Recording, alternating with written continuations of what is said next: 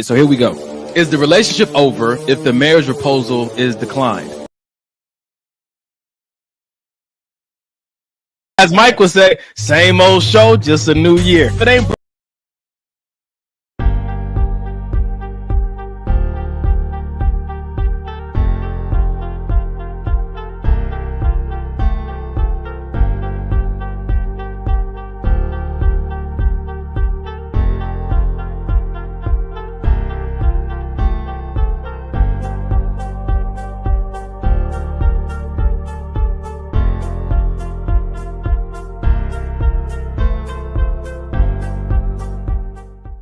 So here we go.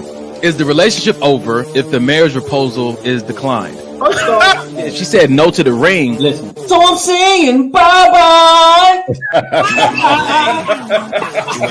No vagina is whack or dry. You just don't turn her on. I'm jugular out the gate, bro. Let's get into this. Dating someone you can have fun with is really unmatched. That's in my top 3. If I can't have fun with you, I don't even know how this thing gonna work. Hey, bro, give us the other two. Fun and what else? Nah. All right, no, don't worry. It's all good. What else? That's why you can't tell your brother stuff in confidence, because they go, Let's normalize bragging about women like this. Hey, now. go back. I'm being honest. I feel like she started feeling the beat a little bit. Are you guys brutally honest with your friends, or do you hold back in order not to hurt their The feelings? honesty is not the brutal part. The brutal part is how the person perceives your honesty. If you're dating a narcissist at Christmas, you had better run. Maybe this will help. Will this help you? Don't forget the maybe, baby. Don't forget Hey, the listen. maybe, baby. All Don't I'm forget saying is we need to get in the studio. baby. Welcome to another episode of Maybe This'll Help. Yo. What's up, son? What's up, B? What's up, Doug? What up? What it do, Doug? Doug is in the building. Well, here we go, bro. We made it to another night, man. Hey. Whew. We are here. I am so happy to be here. Technical difficulties and everything aside, man. People don't know what it takes for us to get on the show. Aside from the money to stay online, just the technical stuff, and the enemy be trying to get in our head throughout the week. And boy, but every time we make it, we already know somebody gonna get help, man, because that's what we pray for, and that's what we've been seeing happen consistently. So here we go, man. Ladies and gentlemen, welcome to another episode of Maybe This Will Help the podcast. We give you that relationship talk you can relate to, the good, the bad, and the alimony, sharing our transparent history and experiences with relationships. Hoping to help you, but please share yours with us in the comments. Maybe you'll help us. Cheers. Cheers. Cheers to that, man. Yep. I got my herbs up in here, man. You know, we was having that conversation about, being over 40 and having the knowledge and now having wisdom to apply what we know to our lives, because as you get older, you shouldn't get worse. You should actually get better because you know more. Absolutely. And if you know more and you do something about what you do know, then you actually should continue to excel, not downhill, but I don't know, downhill, uphill. I don't know if that one works, but you should get better. You should be evolving. You should be closer to alignment with your truest nature. So, man, cheers to that. Cheers to that. Just because you getting older in age doesn't mean that your health has to decline. You have to take care of yourself. You know what I'm saying? You have to do a better job at knowing your body. By the time you get a certain age, you should be able to pay attention to your body and hear when your body is talking to you.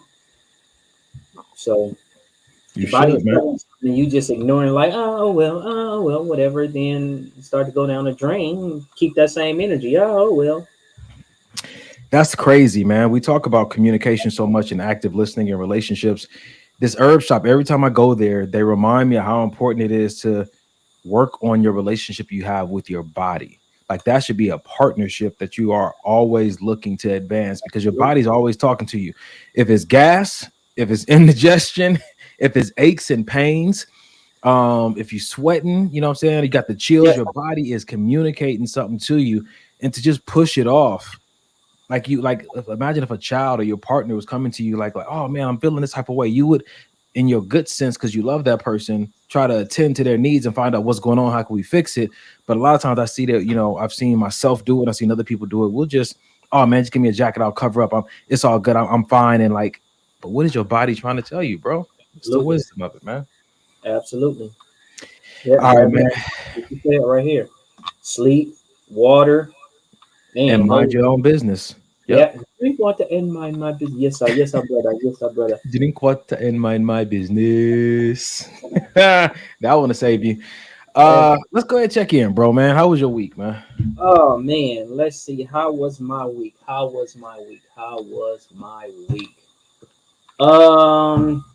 You know, it's crazy because sometimes I can't remember everything that's taking place in my week. And then after we do the check-in, I'm like, oh yeah, that happened. Oh yeah, that happened too. But apparently it's our show. We could check in at the end. Right. Apparently it wasn't too bad, man.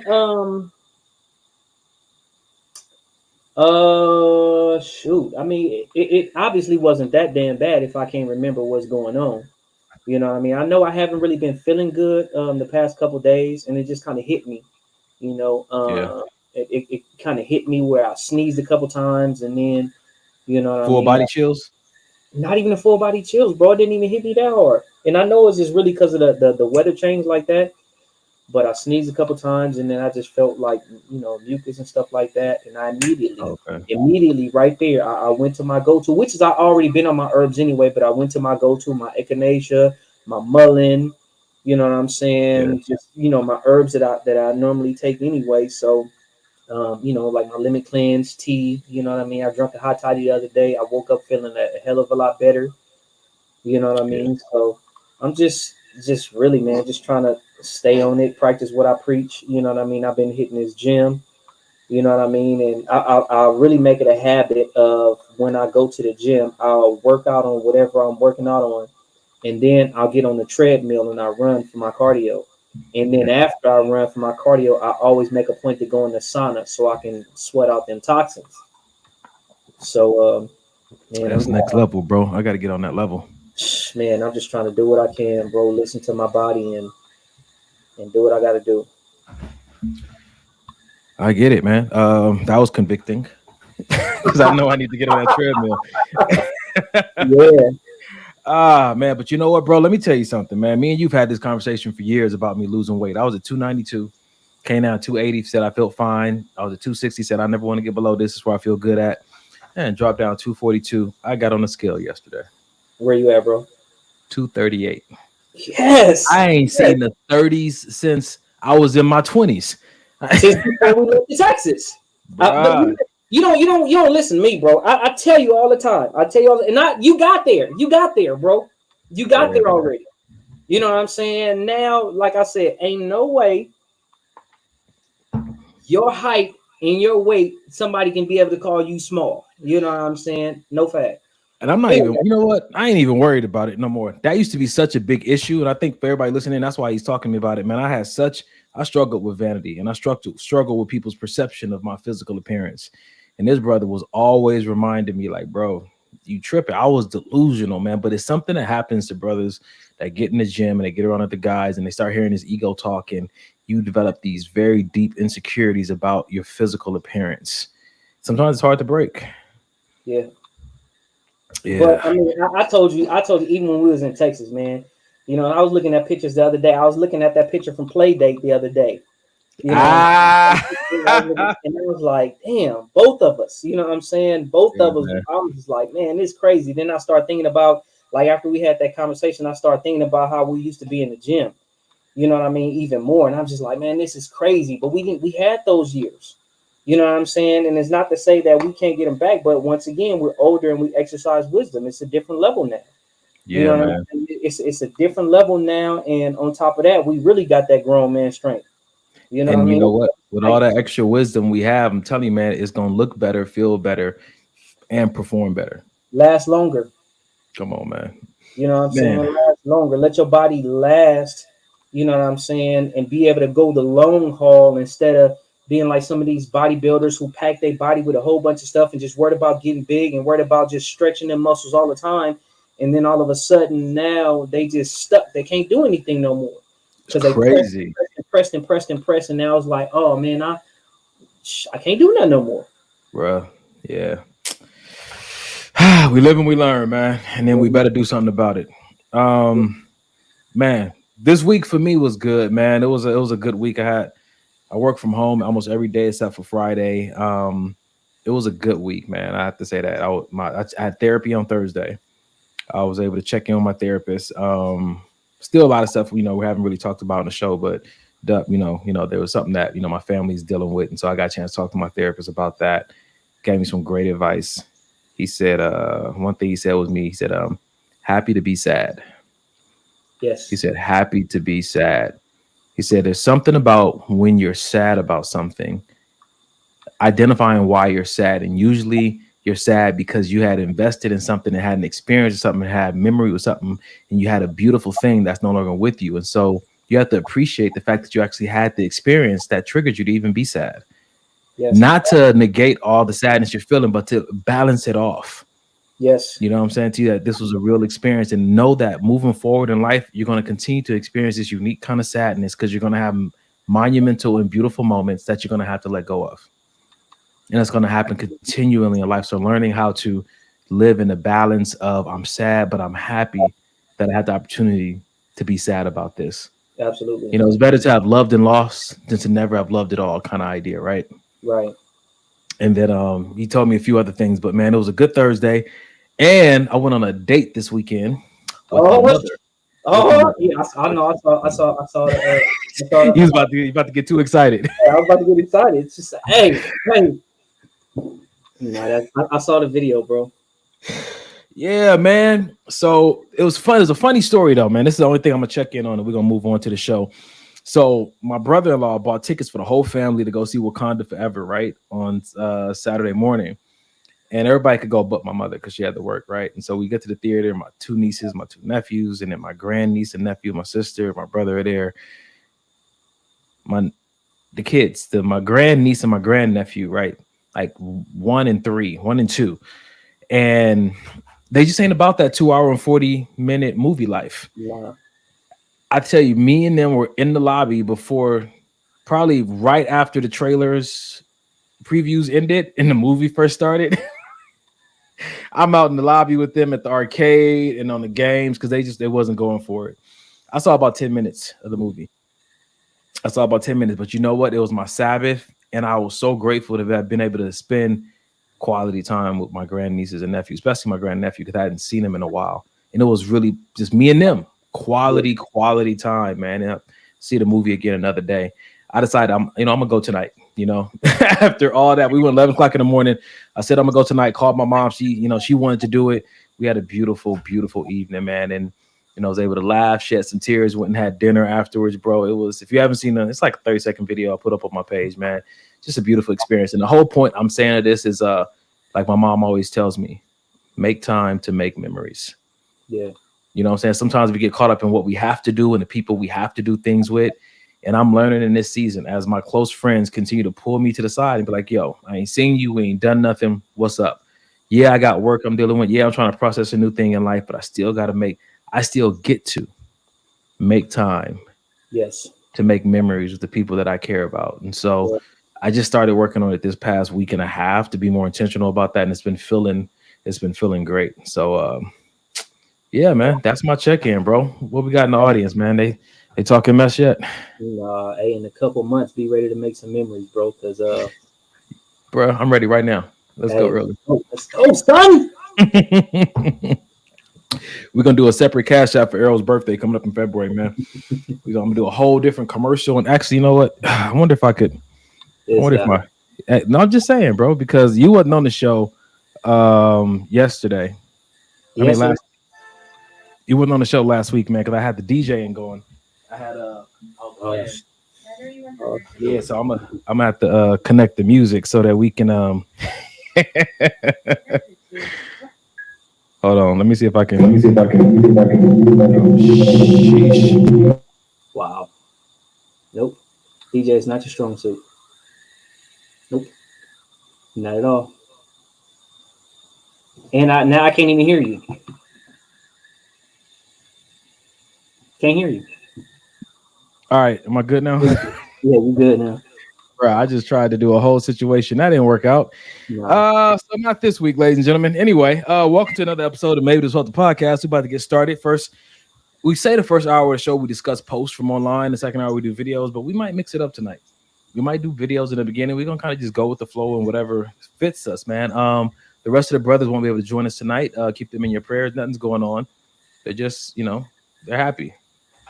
Bruh, hold on. They are happy where they are, doing what they're doing, and we are here to carry on the show because it takes two of us, at least two of us, to get this done. So I hope you guys invited your best friend to the show, got your favorite snack, tag somebody you know needs to listen to this content who's about to get into it right now, bro. You ready for this? Let's go, son. All right, let's see. I got a good one for us to start with. All right. Uh-oh. So it goes like this. Studies say 86% of women who make the first move end up marrying that person. Ladies, stop playing and shoot your effing shot. Yes. 80%, 86%. Yes.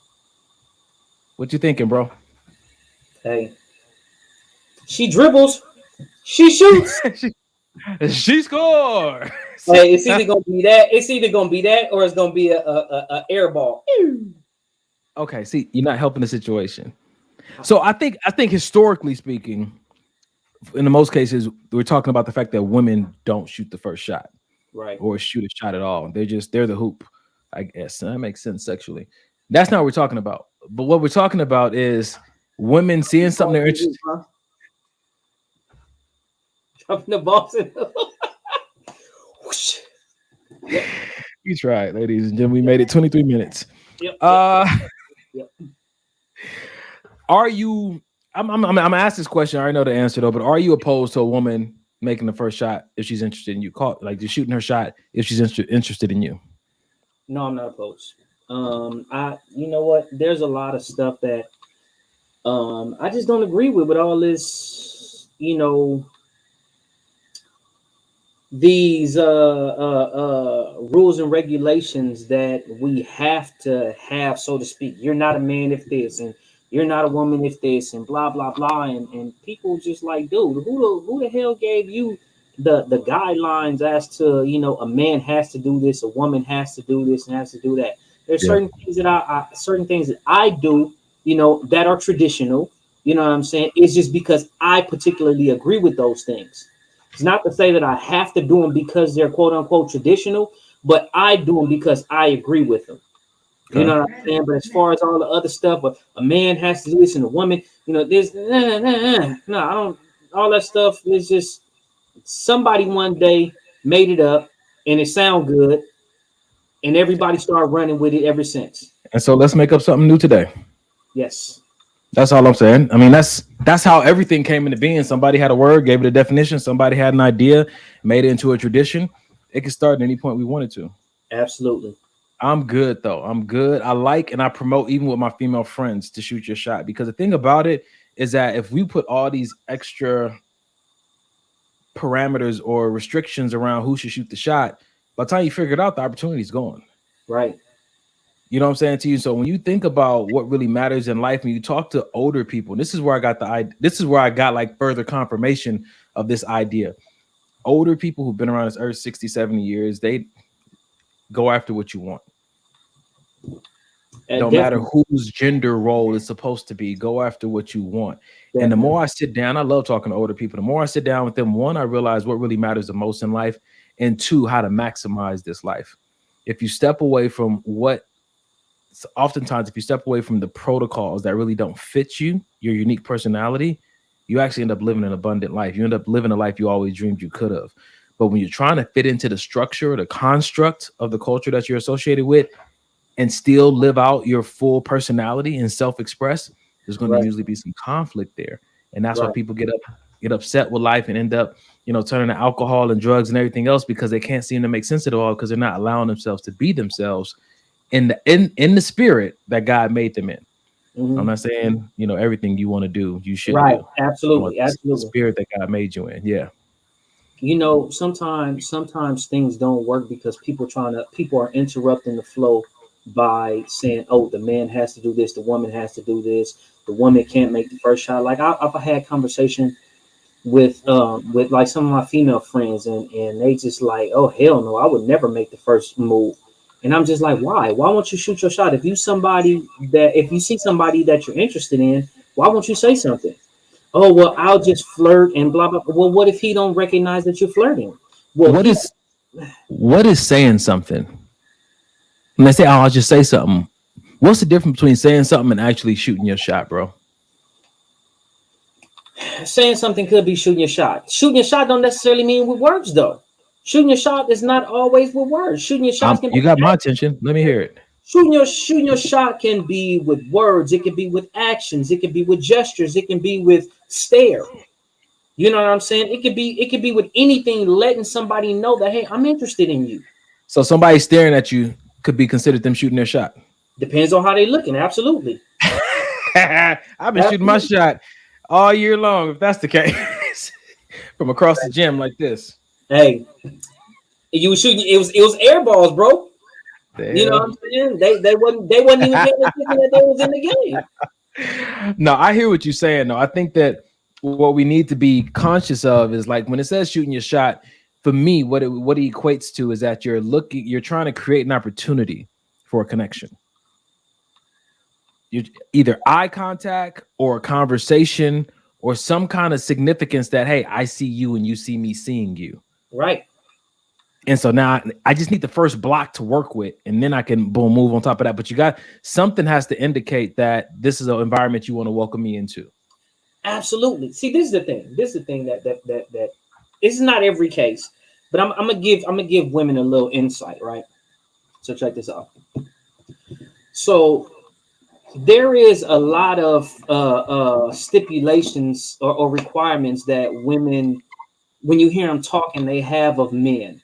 Oh, he has to do this. Oh, he has to, like, you have to come up with some witty pickup line to say. Not necessarily game, but something that's going to spark their attention, right? Because, you hear a lot of women say, oh, men come and, say something to me all the time, or they look, or they try to say hi. Well, natural reaction, a guy just wants to say, hello, I'm interested in you. Hey, I caught you. You caught my eye from across the way or from whatever. I'm interested in getting to know you.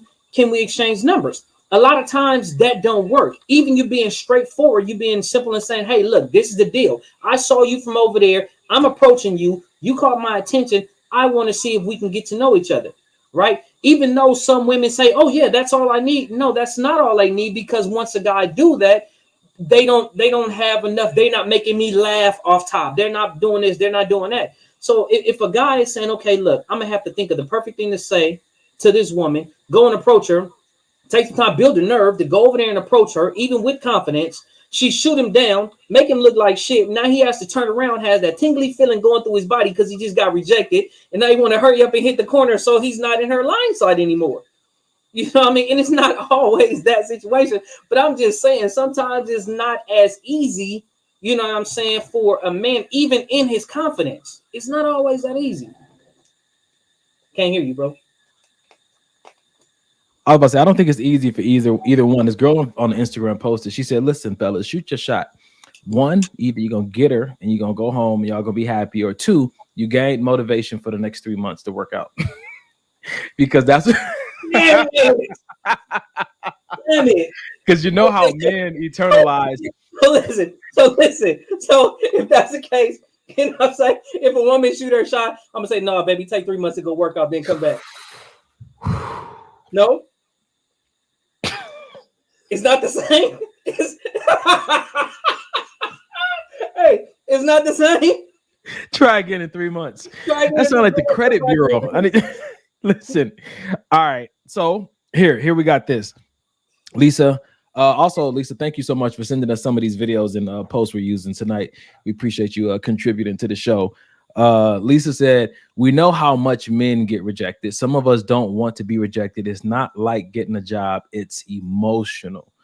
So do you think getting rejected is more emotional for women than it is for men? Blanket statement. I can't say, because I don't think from my perspective, I don't know. I'm not a woman, never been a woman, don't ever claim to be a woman, don't ever want to be a woman. But I gotta make that into a commercial. From my perspective, it just seems like listen, from my perspective, it just seems like men get rejected more often than women do. Like I said, I don't know. I'm not a woman, not men. Hey. Well, you are what you eat, bro. So I'll say it like this. Wow. I think that the emotional component, it can be real depending on if you have this certain characteristic in your personality. And this is something I used to hear when I was trying to get in entrepreneurship, and they said it's a numbers game. And this was like people who were doing like door-to-door stuff or like, telemarketing. They were rejected. It didn't matter to them because they knew after a certain amount of rejections, somebody was going to say yeah. So they looked at it as a numbers game. For me, rejection, I would say, is more emotional because I don't do a numbers game because it's so rare that I actually find something that I want. Yes. And so when I shoot my shot, I'm usually have already imagined us married. I usually have played this forward in my mind because I've entertained some things I wasn't really serious about, and I saw the toll that it took on me emotionally, physically, and time-wise. That if I'm going to approach somebody, it ain't just to date and just kind of fool around on the phone and text a little bit. Like I'm looking for something serious, and so mine is an emotional investment as well. So I get that, but at the same time, absent courage, what do you think you're really going to obtain in this life? I mean, everything is an effort. Right. So whatever it is, even if you just make that effort to go and approach her and just say, hey, how you doing? Whatever the case may be. Everything requires an effort. Everything requires a try.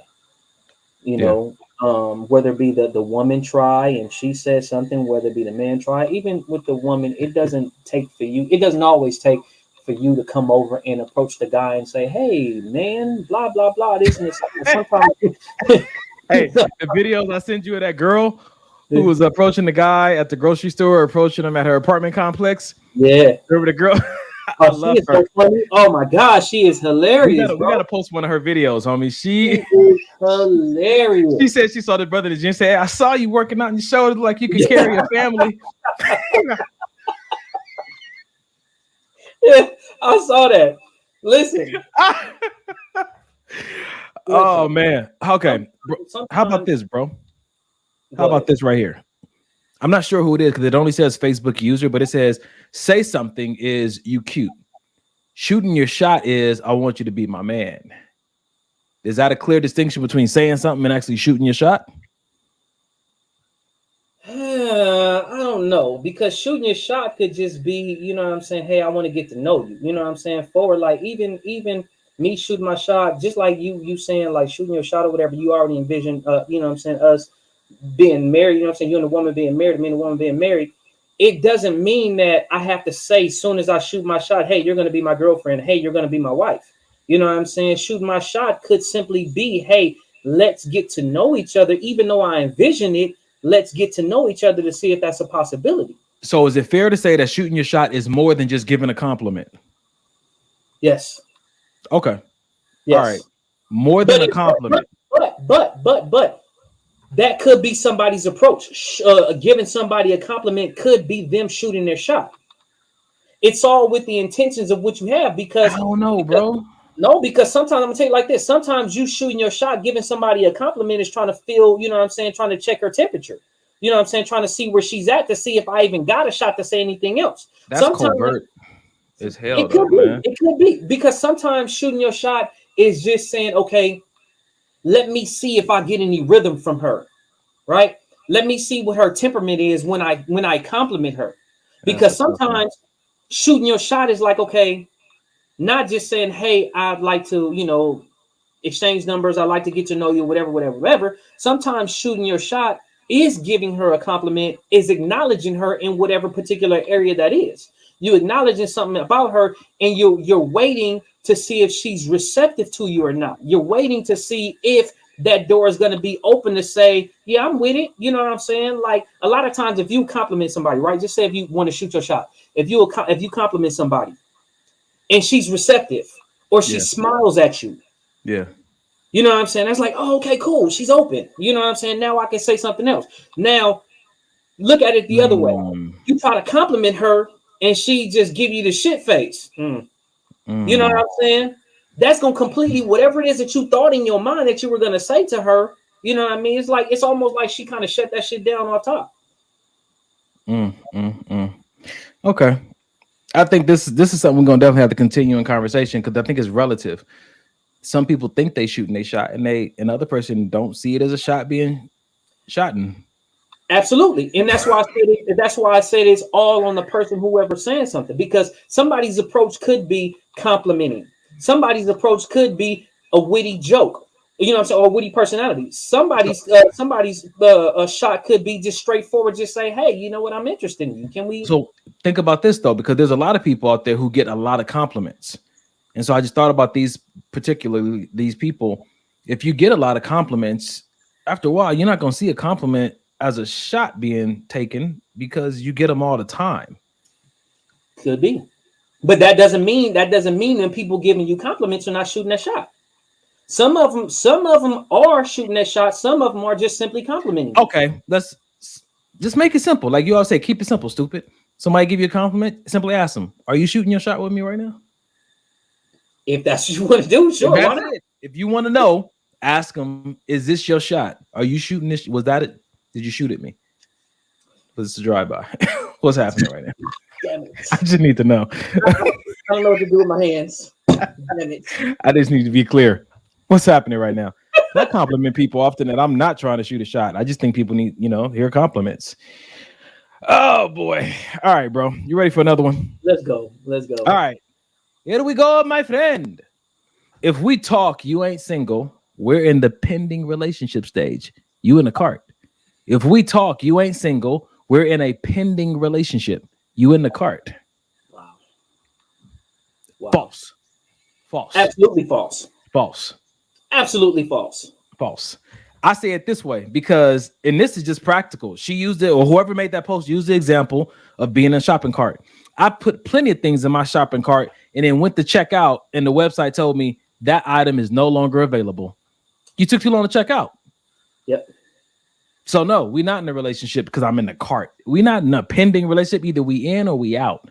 Yeah. And I think people who have that mindset should verbalize that because because you dating somebody, if you're expecting them to treat this situation like a full-blown committed relationship, you better express some expectations or you're about to meet some frustration. Right. Yes. And you that's so crazy. You in the cart, you pending. What the hell? Like what the hell? Like if we exchanging conversation, you know what I'm saying? Okay, so I'm gonna just wait because I'm sure this conversation, what I'm thinking in my mind, I'm sure is gonna blossom somewhere in this this podcast today. But I'm just waiting. I dare somebody to grab anything out of my car. Somebody gonna come and say, "You don't need that." That's the last one left. You don't need real that. Real talk though. Me and you have done this in person, bro. We've seen people out on dates or out with a girl and be like, I don't see a ring on her finger. That means she's still available. I could technically holler right now. Hey. Technically, snatch her up out your cart. Go ahead, bro. Hey, I'm gonna tell you something my uncle always say. Oh hell. My uncle always say, look, I break up happy homes and make them better.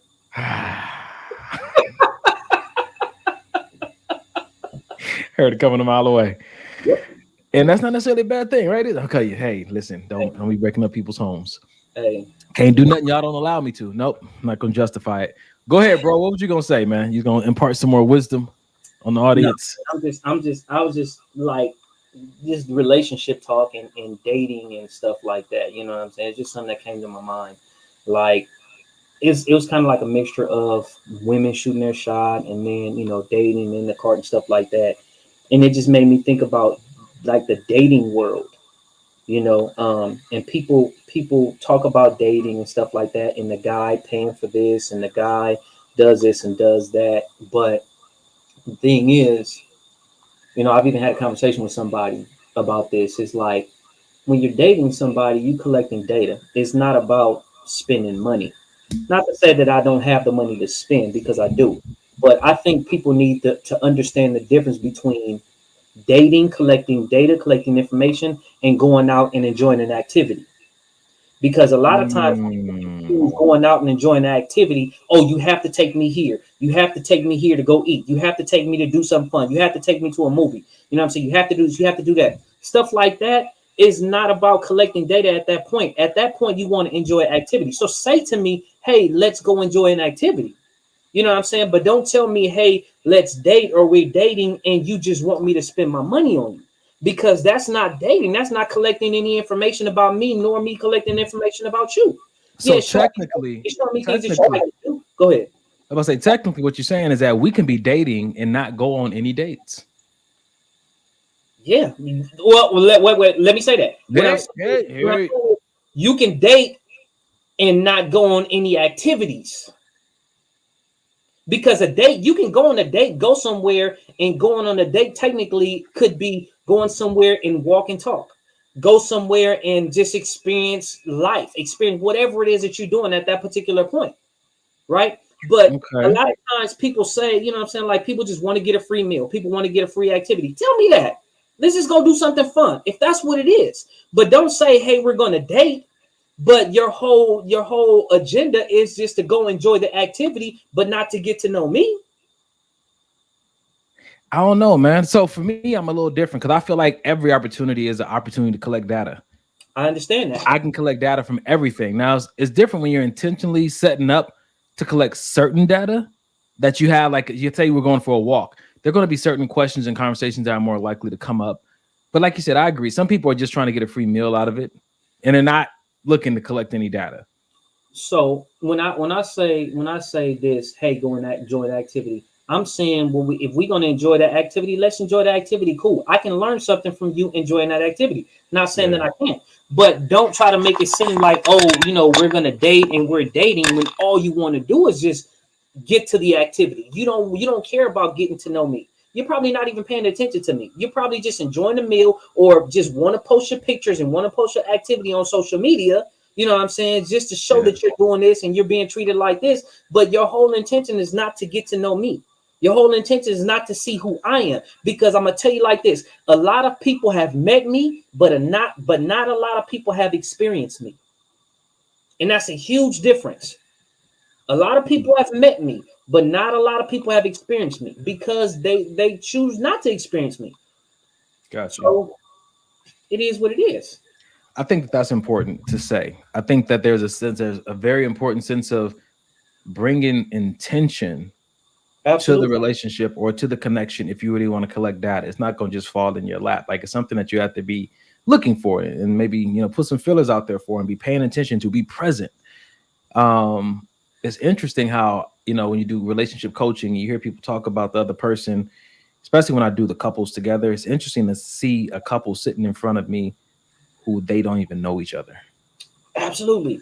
Like I can find out more I know more about them just from my 21 question questionnaire and spending 5 minutes with them than their partner does. They've been dating for like a year and a half. Mm-hmm. But a lot of people haven't been taught how to approach relationships with intention and how to hold space to find out what you're looking for. A lot of people go in trying to make the person into who they want them to be. Trying to change. Exactly. What we got in the comments, man? That's good. Lisa said it's agreed. It's about experiencing each other. That so many things you got to look for, man. Ali coming through again. You know, she got her things, man. She said great points, but if I'm just dating, I'm paying for myself for everything unless he insists. And that's how some people are. Who is Facebook user? That's all we see is your name. She said, do you want to get married? You seem to be having do you want to get married? You seem to be having thoughts. I think I just shot my shot. Oh man. Well, there's no picture and no name, so I don't think that's a shot. I can't say what that is. Just random people. I'm not. Okay, there we go. Alicia Glenn. I don't know why it's not showing your name up here. It's all good. Man, I like this, man. I like this topic because it's these small little things that can really, I won't say it's small, but it's these kind of things. You know what I'm saying to you? Like, you know, we're in a pending relationship, we're dating, that people try to use it as an excuse to avoid just having the actual conversation that they need to have. Right. Ask what you want to know.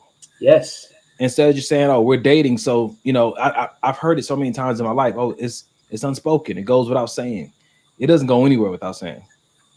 Like, say, at least allude to it and let me dig and say, okay, what do you mean by that? A lot of times we just out here breaking our own hearts because we won't have the conversation that we need to have. Yeah. Oh man. All right, let's see. All right, bro, you want to pick the next one? Let's go. Let's see where we at.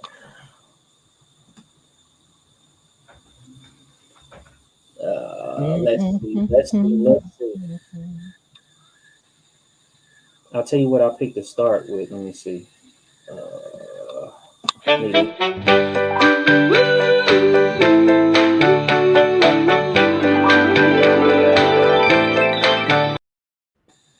You have to reset the whole show right now. I did. All right, I got one. Let's see. Let's check this out. Bam. Go ahead. You can leave a toxic relationship, but if you don't heal what attracted you to them, you will meet them again. The same demon, just a different face. You can leave a toxic relationship, but if you don't heal what attracted you to them, you'll meet them again. The same demon, just a different face. That's interesting. And it's really interesting because I feel you. I hear you. Go ahead, go for it, man. I'm with you. It's interesting because I'm trying to separate the two from what that actually says from what the title is, because of what the title we have, what you titled it, it's great. I love that title. And for you guys who can't see, for all the memes and the pictures and videos and everything is titled something. And for the title of this is you have a toxic picker. Hold on, bro. Hold on. I know I'm interrupting, but Lisa said I was kidding with Doug.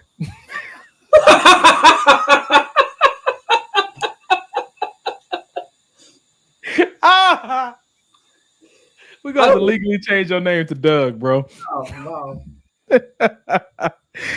Oh man, we appreciate you though, Alicia. We appreciate you. Okay, bro. Jesus, man. No, we changed his name to Doug.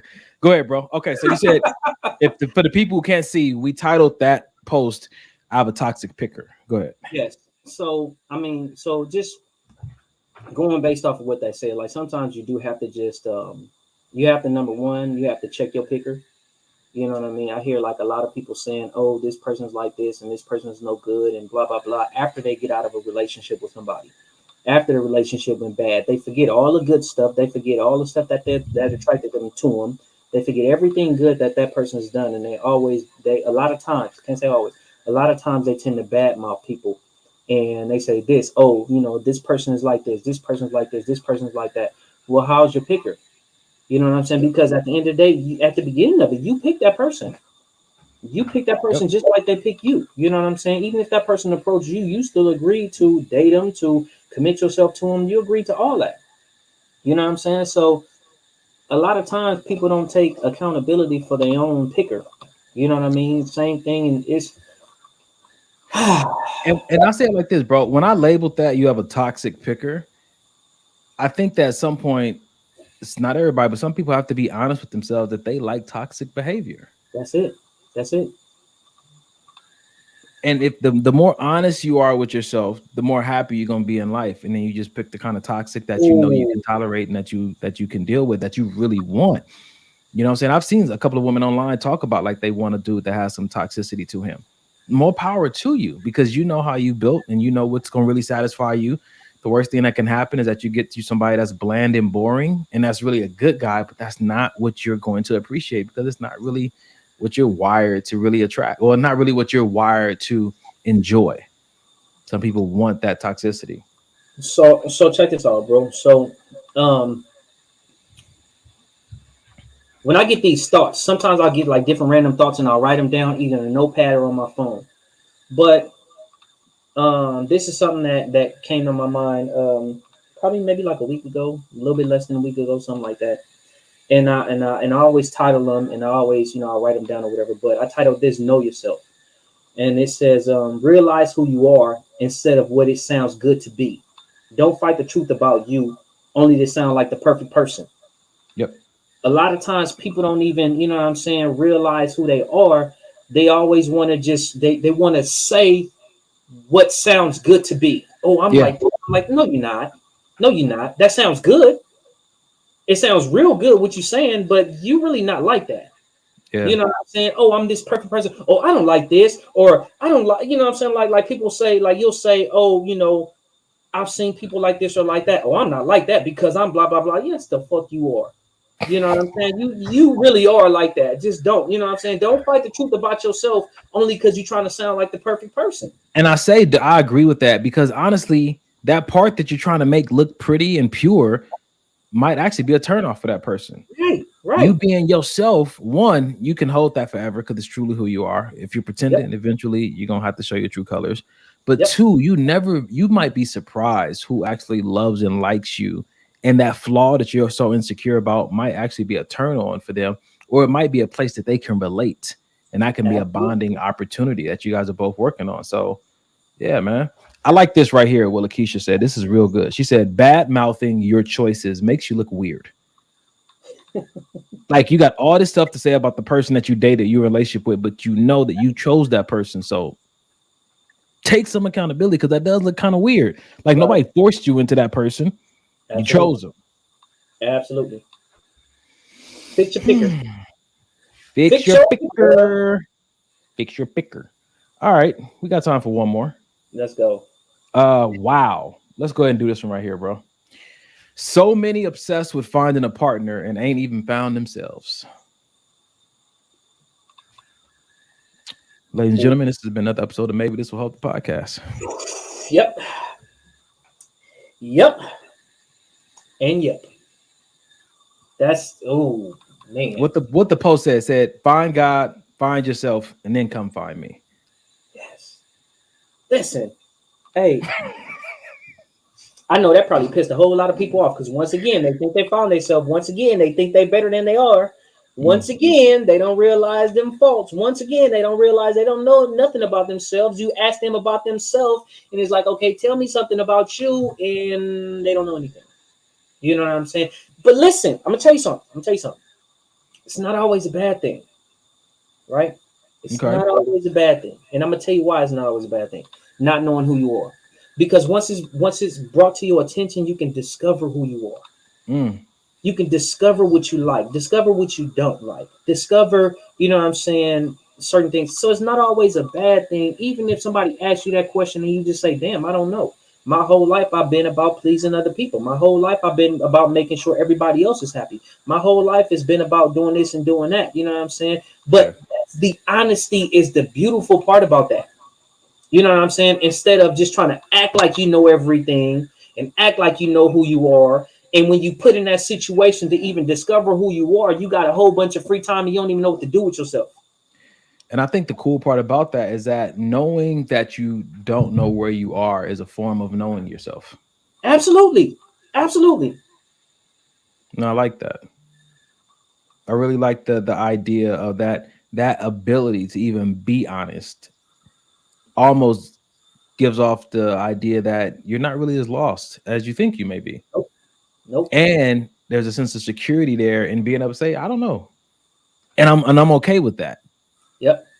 I think that's, for me, that's attractive versus, making up what you think the right answer is, because you can feel the energy of pretending. So for anybody out there, man, just who's found themselves attracted to somebody, I think the worst thing you can probably do is try to impress them so much that you abandon authenticity. Absolutely. And have that same attitude. Oh, I know. Oh, I know. You know everything. You know everything about yourself. You know this, you know that. Like, that's one thing I hate. I cannot stand when somebody have the I know attitude. It's just, oh, I know this already. Do you know this about yourself? Do you really know this about yourself?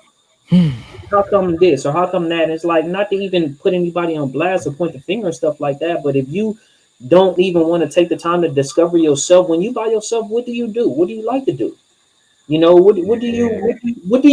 How can somebody even make you happy if you don't even know what makes you happy? What they say, if you don't like hanging out with you, why would somebody else want to hang out with you? Right. Like if you want to know, you know what I'm saying? Like, okay, well, how can I put a smile on your face that ain't got nothing to do with you serving? How can I serve you? Yeah. You know what I'm saying? Well, it ain't got nothing to do with you just going out and drinking and doing this and doing that and turning up and blah, blah, blah. What do you like to do? What just makes you happy? You know what I'm saying? Like, how can I make you happy like that? How can I spoil you? How can I treat you like a treasure if you don't even know what you're worth? God. How can I treat you like a treasure if you don't even know what you're worth? And it's crazy because sometimes you can see someone's worth and they don't see it, and you think that you seeing it is enough for both of y'all, and it ain't. Nope. Remember the song, bro? I love us for the both of us. What was the song, bro? Oh my God. Horrible song. Oh my God. I love me enough for the both of us. Yeah, I love me enough for the both of us. False. Man. Let me tell you how I got chewed out about that song. Listen, my brother chewed me out about that song. And I'm gonna keep it 1,000. I'm gonna keep it a buck with y'all right now, right? Listen. So I was dating this woman. We were together. We was in a relationship, right? You know, it's the time when you had ringtones and stuff, you know what I'm saying, on your phone, whatever, for different people, whatever. So I had a ringtone on my phone. And that was her ringtone. And it was just saying, you know, that Drake song, I love you enough for the both of us. And based on how bad this woman was treating me, this guy right there, he chewed me out and made me take that ringtone off. He said, man, if you don't take that damn ringtone off, you deserve way better than that. Take that damn ringtone off. And I just that was one of the things that kind of really opened up my eyes to just see, like, damn. That was brotherhood 101. I had to put the brotherhood on the line because I knew that he was in a relationship that he wanted to be in, and I didn't see it. But that crossed the line, and I think we had to have a real conversation that day. Yeah. That was some toxic stuff that we heard in the song, and we just tried to apply it to a situation, bro. And I'm happy that you were able to hear me. And I'm happy that we had the kind of relationship where you would hear me on that, because that wasn't the road we wanted to go down. Ladies and gentlemen, before we go into halftime, I know you saw what just happened. I know you saw what just happened. Yeah, he is.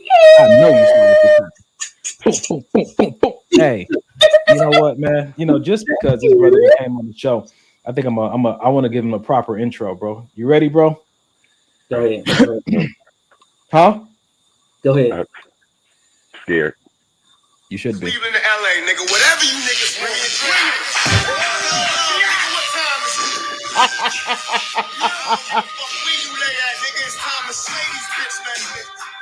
All right, bro. This is my so Donnie get back to his Hobart weight. Hey, man, I know exactly. Everything's changing. Everything's changing. Listen, bro, we about to go into halftime and ask for some money, but welcome to the show. It's good to see you. I know you wasn't feeling well. You want to take a few minutes and check in before we go into our halftime? Man, I'm just I'm blessed to even be able to check in. Gotcha. My prayer to God this week has been, please don't allow me to forget that this is a temple. Please don't allow me to forget that the gift that you gave me is not who I am. It's just a gift. And we can allow these gifts that we have that flourish to the people to sometimes be the guide, and that's not the guide. God is the guide. And so I allowed myself to drain myself in my work, in my travel, and it set me down, and it set me down horribly. It set me down, and it wasn't just a cold. It was I had the flu, but the feeling that I had in the midst of it was very, very mind shaking. But I recognize that when we get so caught up in the work, I tell people this all the time, don't miss the work getting to the job. We get so caught up in the job that we miss the work that is to be done. And the work is not just for other people. When we minister to other people, we also forget that we first have to minister to self. My pastor's prayer has always been sit me down and stand up in my place. And that's even my prayer before I start DJing. And even in that prayer, I have to recognize that when I'm asking to be set down, I'm asking to be set down so that I can hear and listen to what it is that God is saying to me. And I just realized that I had bypassed those moments for a long stretch. And in that long stretch, he had to get my attention. And thank God it was better than October 2020, but it was definitely an attention grabber. And not because, I feel like in 2020, like that was an attention grabber because my relationship with God was not the forefront. My relationship is always there. It just wasn't the forefront. That wasn't the case this time. Relationship is the forefront, but the temple is also something that needs to be recognized as a gift, not just something that we travel in. So, amen to that. Absolutely. Thank you. But yeah, man, other than that, man, I am extremely well. I am extremely blessed. I'm extremely happy. Floating through, just trying to make sure that I'm on the right path, staying on the right path. There we go. All right. Well, it's good to see you, man. We're about to get into our favorite part of the show with these videos. But before we go there, listen, ladies and gentlemen, I want to give you an opportunity to invest.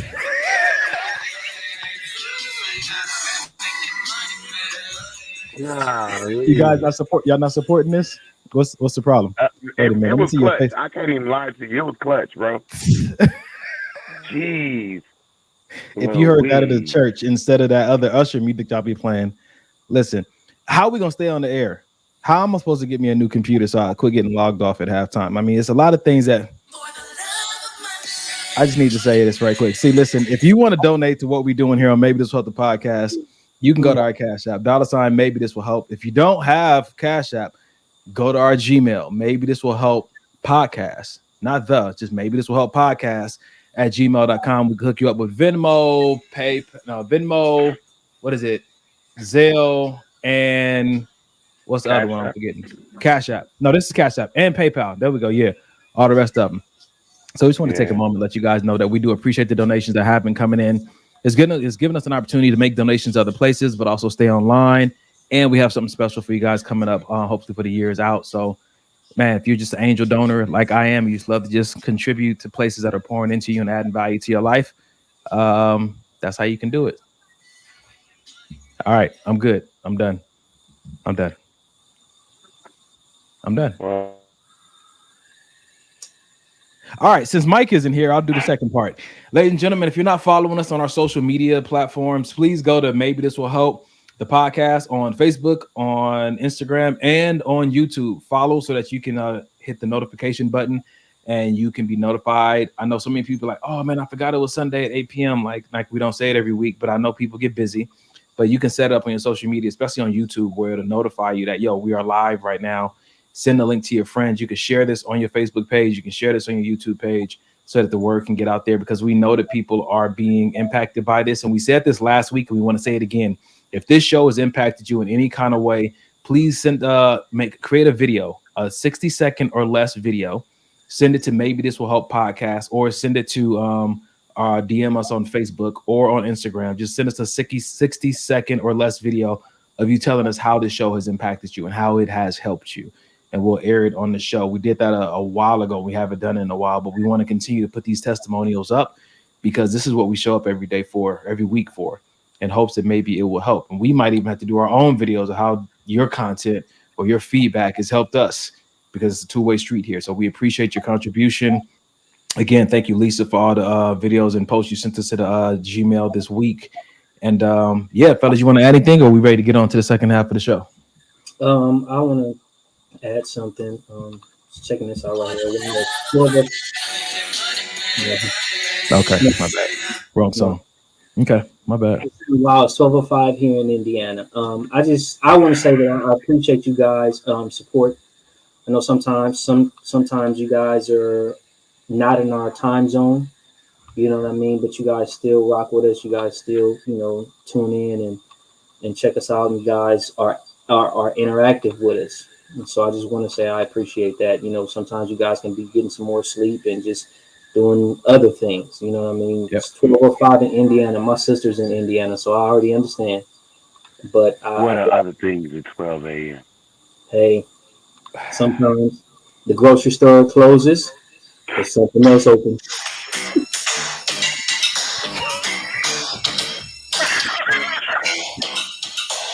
What was that question, Carrie? Yeah. Strawberry, What did I walk into? raspberry. Yep. Oh God! All right, man. Let's get to the second half of the show. I second that though. What Dub said, man. We thank you for all over the globe where you guys are tuning in from and how you share stuff on your social medias. And yeah, hopefully some people sending some testimonial videos this week. Fellas, y'all ready to get it started? Let's go. Let's go. Let's go. Yeah. Okay. Here you go, Dub. Most men will cheat on a good woman for a hoe and then marry her after a year. You know what the problem is? A lot of y'all think y'all good women and y'all not. Like y'all think y'all good women just cause y'all look good and y'all don't cheat. When in reality you manipulative as fuck. You got the temper of a 5-year-old. You don't know how to compromise if your life depended on it. You try to change the man into a completely different individual, and 9 times out of 10 it's not for the better. Like, you ever stop to think maybe that hoe made him feel 10 times better than I ever did? Maybe she actually listened to him, let him confide in her without her turning around and throwing the shit back in his face when they get in an argument? Like, y'all not as good a women as y'all think y'all are. I'm sorry to say that. And it's crazy as fuck because every woman thinks she's a good woman, and I want to know how. How, Sway? Listen. I ain't even got to say nothing. He didn't say it at all. He didn't say it all perfectly. Sheesh. Whoo! He said it all. Listen. Sometimes, just like I said earlier, you know what I'm saying? Sometimes you think you are much better than you are. Sometimes you don't realize you are the problem. Sometimes you think because of your known potential to yourself, you just think you're just this, you know what I'm saying, perfect thing. Maybe you've displayed something to someone else, and that gave you your quote unquote credibility of you being a good woman. But then the guy that you're with right now, you haven't displayed none of that to. So how do I know that you're a good woman? How do I know that that even exists? You hadn't shown me that. You hadn't shown me anything. You know what I mean? So just because you feel like you have these qualities and you feel like what the guy was saying, oh, you think you're an attractive woman or you have a nice body, so I'm a good woman. What have you shown me about being a good woman? I ain't brought you not near a sandwich or nothing. Right. Right. You know what I'm saying? I think sometimes a lot of people get the word available confused with the phrase of, you know, being a good woman because you're available. Right. Or even a good man.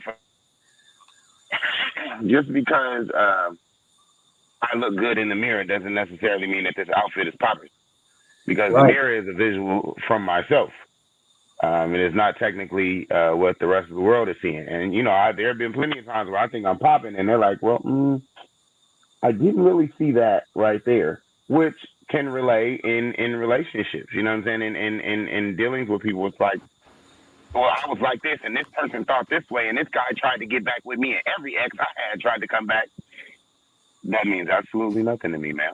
Absolutely. I think the thing I wanted to point out about this video is that, again, what's in good?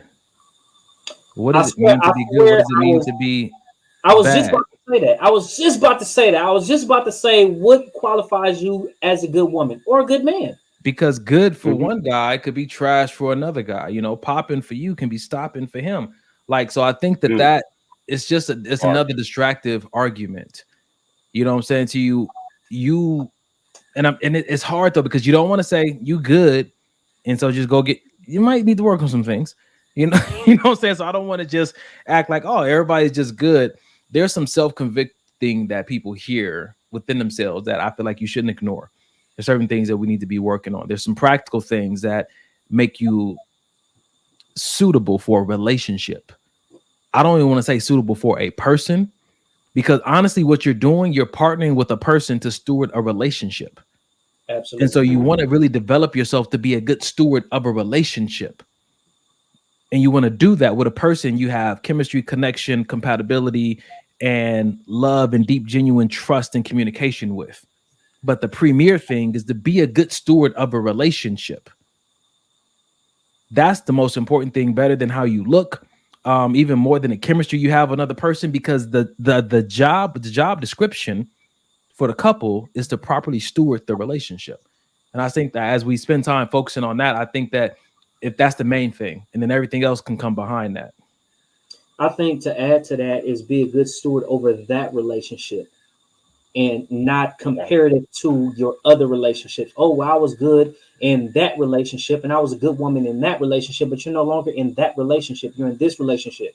Now, what are you doing to steward this relationship? And a lot of times people will take their gains and their credibility from past situations, and they'll try to apply it to new situations. Same thing in a job. You know what I mean? You can learn so many different jobs and skills and talents and everything else in one job, come to a new job. You're not displaying any of that, and then just say how good of a worker you are. Are you really? You know what I'm saying? What are you doing? Are you, is it just the whole comparative thing of what you have the potential to be? Or is it what you're actually applying in this situation? How'd you lose your last job? I'm just here for a couple jewels. That's it. I'm just here for a couple jewels, nothing more. Yep. Listen. So at my job, you guys know I conduct a lot of the interviews there with a few of my coworkers, and one of the questions we ask in every interview is, "Why are you considering leaving your present employment? Why are you leaving?" Because how they answer that question kind of gives us really a good insight into something that a lot of people don't consider. We often talk about red flags and green flags in relationships, but we don't talk about them in employment. And so I do that. I ask them, what's a red flag for you at a job? Because the same way people approach relationships, the same way they approach anything that has to do with partnership. And I think what Carrie said is a great question. Like, how did you lose, or why are you thinking about leaving? How did you lose, or why did you leave your last relationship? It's a great first date question. You know, it's a question that I ask because it's always. I'm nervous. No, it's always easy for people to say all their shiny moments, you know. But one of the questions that I ask is, tell me something bad about you. Yeah. Tell me your bad habits. You know what I'm saying? Because I want to see, number one, I want to see if you can recognize yourself, and are you going to be honest with me? Because I'm eventually find out regardless. You know what I'm saying? So are you going to be honest with me and just be straightforward, or all you want to do is just give me your shiny side of the coin, but the other side is just is full of rust? We asked that question in the interview process. Also, we asked them, what's the hardest part about working with you? And the one thing we don't like when we do these interviews is how people just they don't dig into that honesty, because they're trying to get the job. And they're so scared of not getting the job that they'll give you what they think is the right answer, and it ends up backfiring on them, because if they do get employed based on the answer that they gave that wasn't their true answer, but was the right answer, they're going to be miserable because it ain't truly who they are. And a lot of times it goes back to what we were talking about before Carrie came on the show. Sometimes the worst thing you could do is try to impress that person just so they can choose you and be in a relationship with them, because you're not going to be able to uphold the standard of the picture that you painted that wasn't truly who you are. So now you're almost creating that environment where you're inevitably going to be miserable. Right. Because they're going to be looking for and expecting you to present yourself the way you said you could. But when you decide that you're not going to do that because you really can't do that, you're going to be mad because they don't appreciate you. But you painted this picture. Right. And you're not even giving yourself the grace and the space for humanity. You're not even letting somebody know, hey, I'm human. I'm not perfect. You know what I'm saying? Yeah, I got some things about me that aren't the best, because we all do. But if you paint this picture that, oh, I can do this, I'm just great, I'm just wonderful, blah, blah, blah. Then when you cease to be wonderful, when you cease to be great, when you have an off moment, when you have an off day, when you going through something, well, you didn't tell me that this happens, so you're not so wonderful as you said you were. Yeah, and I think that what you said is a good idea, that we go back to this humanity piece. Oftentimes, you will be surprised that people will love the part of you that you are the most insecure about. Yep. Yep. We see it every day. How did these two people get together? Probably a lot of it was based on that person was honest and that person was honest, and it was like, you know what? Yeah, we're a good fit. Yep. Man. All right, what we got in the comments, man? I bounce because I see toxic. You bounce. Oh, you leave the relationship. Okay. Because I seen toxic behavior. So I think we had it on the show one time. What's the most toxic thing? And we'll answer it again before we move over to the next video, man. What's the most toxic thing you do in relationships? Ask that guy right there. What's the most toxic thing you do in relationships, bro? If you don't have one, I'm thinking about what mine might be. The most toxic thing that I do in relationships, I would say, if I get to the point, I have a I don't give a fuck attitude. Okay. Instead of, you know what I mean, like, because one thing that I will do, and I'm happy about this for myself, I will try and I will ask questions, and if something is wrong, I will definitely try and just say, hey, let's fix this. What's going on? What's the issue? And if my continue asking, hey, let's fix this, let's try, what can we do to make this better, me trying to apply different things that I feel like is going to make it better or is going to help, and none of that hits, I have a cold ass, I don't give a fuck attitude. Okay.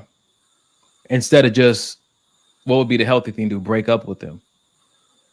Because I'm trying to find the opposite of that. Like, if your toxic behavior is the messed up attitude, then the healthy behavior would be just step away from the relationship, so you wouldn't be exposing them to this horrible attitude, right? Well, eventually I do step away, but my I don't give a fuck attitude, it leads me to just shut down.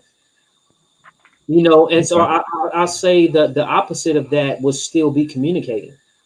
You know what I mean? Because I try to communicate as much as possible. You know what I mean? But once I see that it's not receptive, if I still haven't gotten to the point of walking away, I'll just shut down. I don't communicate as much. I'm just like, okay, yeah, whatever, okay. You kind of become a shell. Yeah. Yep. Mm-hmm. I understand that. I'm looking through this list of 24 unhealthy or 24 toxic relationship traits, trying to see which one fits. And I was like, nah. And then one of them made me make a face. It says, you keep hoping and waiting for them to change. Yeah. And that's something I definitely had to work on. Because being a avid potential dater, I've had to find out that that's not fair to the other person, because I've never really been interested in them, only what they could become. And I almost reserve my affection and deep level of interest for the moment they actually become what I want them to become. Yeah. And in the meantime, they're like, damn, like, where's Go ahead, bro. No, exactly. Is it what you want them to become or what they said they were? And you just waiting on them to show up and be. No, I think a lot of times it's what I wanted. To be perfectly honest, a lot of times it was me. It was like they didn't even say they wanted that. I'm like, but you should try that though, because that would be great for you to be that way. And I think that I found a way to really set myself free from that toxic behavior. But I know that if I don't do what I need to be doing in my prayer life and in my self-development, I know that trait can easily come back up, even in my non-romantic relationship. So that's something I definitely try to keep an eye on and be aware of. Yeah. You got one, Kerry? I feel that. As far as like my toxic trait. Yeah. I think that would be it as well. But I think, like I said, mine is more on the lines of, this is what you said you were, and you're showing me that you're not this, but I'm still hoping and praying that tomorrow morning when we wake up, you're going to be that. And I know good and damn well you're not. And I know good and damn well we're going to argue. And I know good and damn well I don't need to be here. But every time I get ready to leave, I start thinking, tomorrow morning, you're going to be that. Fail. Epic. Sheesh. That is all. I'm gonna send y'all this list, bro, because even the depth of what you just talked about right now is on this list too. Man, this is a really good list. I'm gonna send it to you. But one of the things that jumped out to me, the toxic trait that some people don't even recognize. You never remember your partner's schedule. I think that's one of those subtle ones that means a lot to people who are organized and scheduled and have, like, you know, work-life balance, and they put a lot into organizing their life so that they can have the freedom and peace that they want. And they'll tell you, this is my schedule for the week, and you still make plans or ask, like, and you're not remembering or paying attention to it, and you're overbooking them for things and using your role in a relationship as well, I'm your girlfriend, so you should do, you know, but you knew I had something going on, but I'm still like, that's something we got to watch out for, man. That's a toxic trait. Man, let me tell you something. I had to deal with that before. I got you, Amber. I had to deal with that before, and it's just like, wait a minute, I'm at work. You want me to sit up here and text you first thing in the morning? Well, first off, I start work way early in the morning when you still sleep. So I'm trying to be considerate. And then by the time you wake up, I'm busy doing my thing. And you know what I'm saying? In this heavy construction, doing everything that I want to do. Like, do you not see what you're asking from me? Do you not have any type of consideration that all you want is a good morning text? You know, if you don't knock it off. Yeah, I mean, I can hear the request they're making for that attention, but through the lens of some kind of consideration and conversation about, hey, I know this is your schedule. I know this is what you have going on. Is it possible that maybe this thing could also happen? Conversation just goes a long way, man. Okay. Allie went to the next level. Good one. I actually sent the photo of my entire week schedule when dating someone so they can never say, I can't keep up with your busyness. That's actually that's smart. I like that. All right. As long as they're not, you know, acting like they're your parole officer, you know, then there's that. Yeah. All right, fellas. I got one for y'all, man. Let's try this out. Why is dating so hard? Social media got these chicks thinking that they got something they don't have. So they only fuck with niggas who got bread. Jersey. And then turn around and be mad when them type of dudes who got a bunch of money want every bitch. These same bitches will turn around and pay Chris Brown $1,000 to take pictures with him. You feel me? See, hold up. They charge broke niggas to chill with them. But the more money you got, the less you got to spend. See, women only want to deal with dudes who don't have no opinion. That's why you see a lot of these bad chicks with these goofy ass, soft ass niggas who ain't gonna challenge them on nothing, who ain't gonna ask them no questions. Any man that got his own shit taken care of, don't need their money, don't need their pussy. They don't want to deal with a nigga like that. They want a nigga that they can talk to crazy and disrespect them because they don't want no structure. They scared of real men, you feel me? Because a real man ain't gonna let them talk crazy and do all that goofy dumb shit. So modern day men are more feminine more than ever. Definitely. Where you at, bro? Hey. Y'all didn't need me on this show.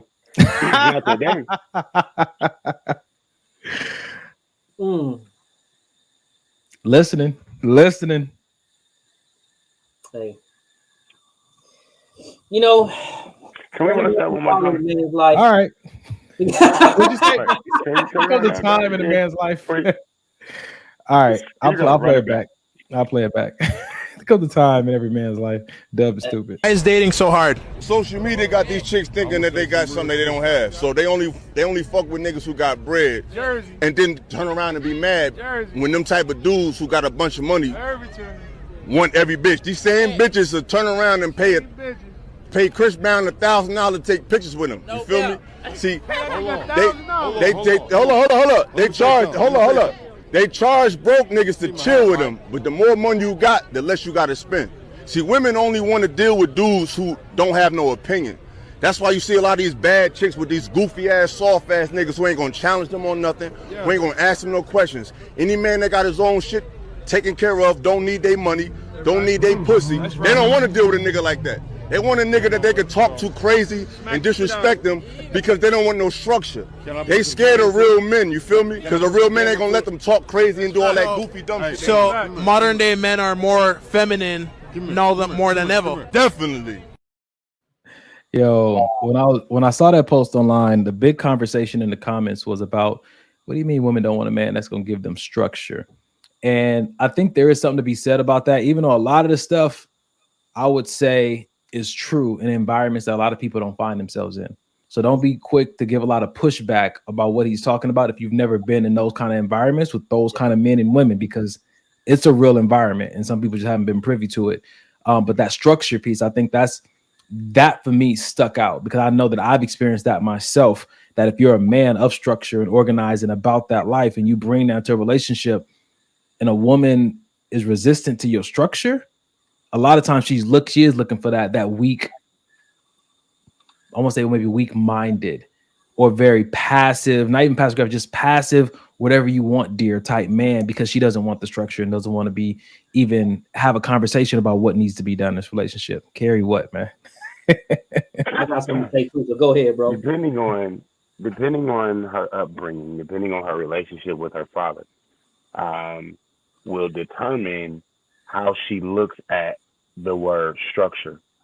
Because some women look at structure as a whip or a discipline or something in the aspect of trying to get you to do something that I want to say that you don't want to do, or trying to tell you what to do, more or less. And it's like, no, it's just kind of the way that I function.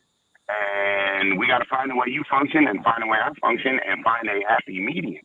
But just because there's structure here, and there's structure in, like, when you have two people who come into one thing, you got to adapt. Everybody's got to adapt. So just because I'm asking you to adapt to the structure in which I do, you know what I'm saying, like how it goes for me in this half of the spectrum, doesn't mean I'm trying to tell you what to do. Doesn't mean I'm trying to father you. It doesn't mean I'm trying to force you to do something. It just means, hey, this is how this aligns. This is how I work with this. Let's just kind of go here. I think sometimes people they've never seen that type of communication, because structure is a type of communication. So I don't think that sometimes people have seen that to even know how to function in the realm of it. And I've met that head on a couple times where it's like, yo, like, I'm not, we know what I've been through as far as I lost a girlfriend out of high school, leaving my house. I didn't get it. You know, normally it's to call me, let me know you made it home. She never made it home. She never called. All my brothers know, all my friends know. They're like, when you leave Carrie, just let the nigga know you made it home. That's it. Simple, plain. It's not that's my structure. That's how I am. I ain't trying to see if you made it home and went by your ex-boyfriend's house. I want to know you made it home, baby. And so that sometimes the visual of that just looks different to people. And so when old boy is saying women don't want structure, it's like sometimes like you don't want to be told what to do.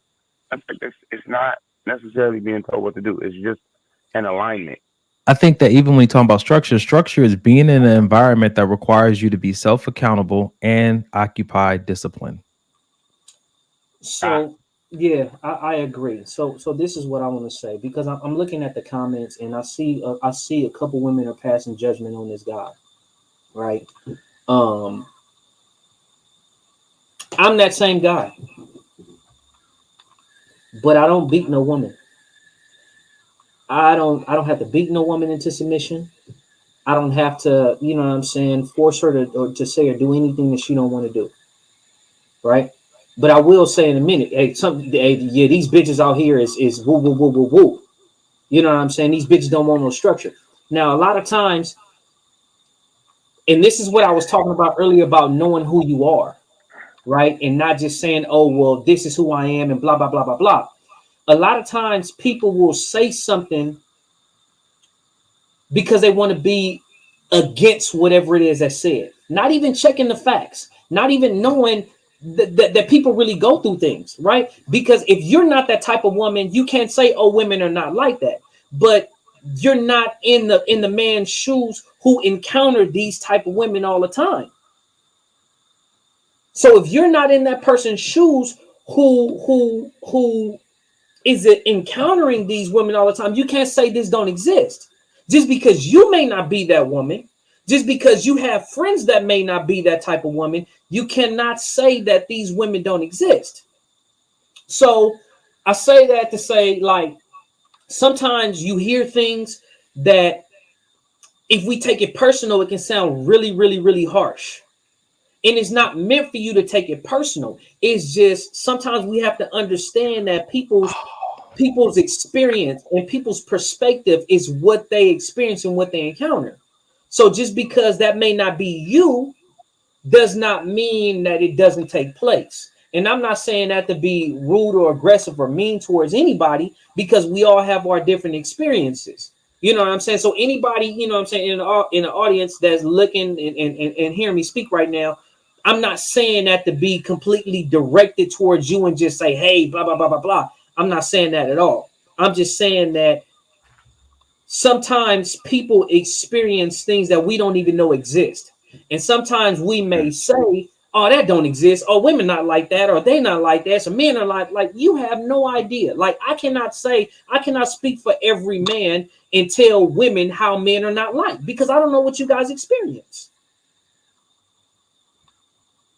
I think I like the part a lot where you often talk about being able to, for men, especially in relationships, just to be honest about how they want to express themselves. Yeah. But too often we're told that we can't say things a certain way because it's hurtful, harmful. I'm fragile, I'm brittle, I'm weaker. I'm like all these other kind of things in it. And I don't think we really consider what kind of options that leaves a man with. To not be able to fully express how he feels in a moment when he's emotional or when he's angry, because these are emotions that every human goes through. But it seems times in certain populations that it's only tolerated for a woman to be able to speak from her emotions, right? Not a man. And that's not healthy. Because then you're being soft. Or aggressive, and now there's a judgment put on you because of how you're speaking. But I got emotions about this just like you. Right. They just sound and look different. Wait until you see this next video that's coming up, man. It ties into what Dub was just saying. I just found it, so we're gonna share that next. But I just want to add to this. Like I said, like I hear this man speak and I hear the passion in his voice and I hear how he's speaking, and I speak the exact same way. But no woman that I've ever dealt with can never tell you that to her I'm treating her like that. No woman can never tell you, no woman that I've ever dealt with can never tell you that I'm rude, disrespectful, or an asshole to her. Just because I may speak like that just in general conversation or speaking in general about things that I've encountered, it's just my speech pattern. It's just how I feel about it. It's just the choice of words that I choose to use. I have plenty of other words in my vocabulary that I can use, but I choose not to, because those words are expressing exactly how I feel at the moment. Yeah. I'm not trying to use something soft, because if I try to use something soft, if I try to use something different, that's not how I feel. That's not how I feel in the moment. Errol is definitely Ronnie Romance. I can't say that. I can't say that I haven't been that way. I've used those words. But so I mean, even when it comes down to, like, since we're having this honest conversation, like I think that's Alicia still. I believe that's still her. I'm not sure because it still says Facebook user. The word bitch is demeaning to any woman. I think that there and again, can't really speak for every woman. As much as this man was sharing his mind, some women agreed and they understood and they wouldn't mind being with that man. And so I think that oftentimes we have to be careful about even the standard of status quo that we try to project on other people, because they should value this about themselves and they shouldn't stand for this.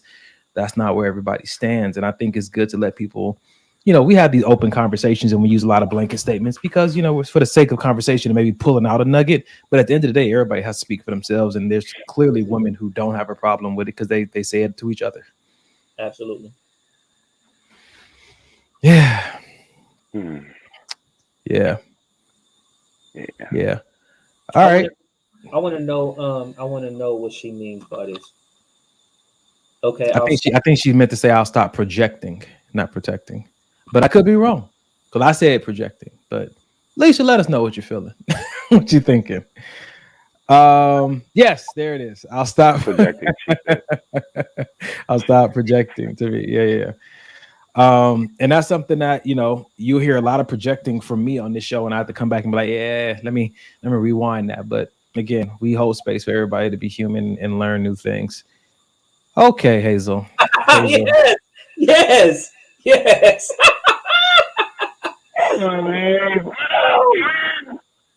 Jesus, man. All right. Why you gotta say it like, hey? Y'all ready? Let's go. All right. Most women, right, don't take criticism real, right? So even if she asks you something, let's say, you know what, are you making me happy? And I look at you and say, no, you're not. You're not doing this. I feel like your cooking is not that good. I feel like I'm not getting sex as frequently as I would like, or as frequently as you advertised when we were in the dating stage. I feel like you are not that attentive to me and things that you don't benefit from. I feel like, you know, XYZ, a man get to laying that shit out to most women. If we're gonna be honest, she gonna, like, all she heard is what I'm not doing. And typically how that goes is it gets flipped immediately. Oh yeah, well, when you do this, or with what you doing, instead of actually taking the criticism that a man's giving you, going back to work on it and implementing it into the relationship, like men have to do. So that's why I feel like the disconnect is, women talk like it's very easy for this man to just communicate what you're not doing and I'll go fix it. That's not the case. And see, then you get this kind of shit. It's how you say it that makes a world of difference. You asked me a question. I gave you an answer. Yeah. And now we want to talk about how I said it, not what I said. I think I'll say it like this. I need a drink. I'll say it like this. Tact and delivery are important, but you gotta hold space for when people don't tap into those things. Because if not, then are you really allowing space for people to fully express who they are and how they feel in a moment? Right. You know what I'm saying to you? Like if they operate outside of the boundaries that you're comfortable with, and you're holding them to that standard, you must not think you're dating a human. Yeah. See. Listen. Instead of saying you don't do this and you don't do that, say I wish you would do more of this or that. If that's not how I speak, if I'm telling you directly, hey, you don't do this, it's not that I wish you would do it. I'm telling you don't do it. Accept accountability for what you don't do. I'm telling you what you don't do. It's not about wishing, because I probably told you that several times. Because I'm a man, I don't always have to put things on a pretty blanket for you to be able to receive it. I don't have to put everything on a pretty pillow to say, okay, here's this, I wish you would do this. And well, that's not me. I'm not wired that way. Because you want me to have that same aggressive energy when I need to protect you. You want that same aggressive energy when I need to show you, when I'm about to give it to you and you, I'm a man. You know what I'm saying? You want this same, you want me to have that energy when you want me to have it. So accept the same energy when I'm telling you that you're not doing something right. If you're not doing something right, you're not doing it right. Because at the end of the day, if I'm not doing something right, you're probably even yelling at me when you're telling me I'm not doing something right.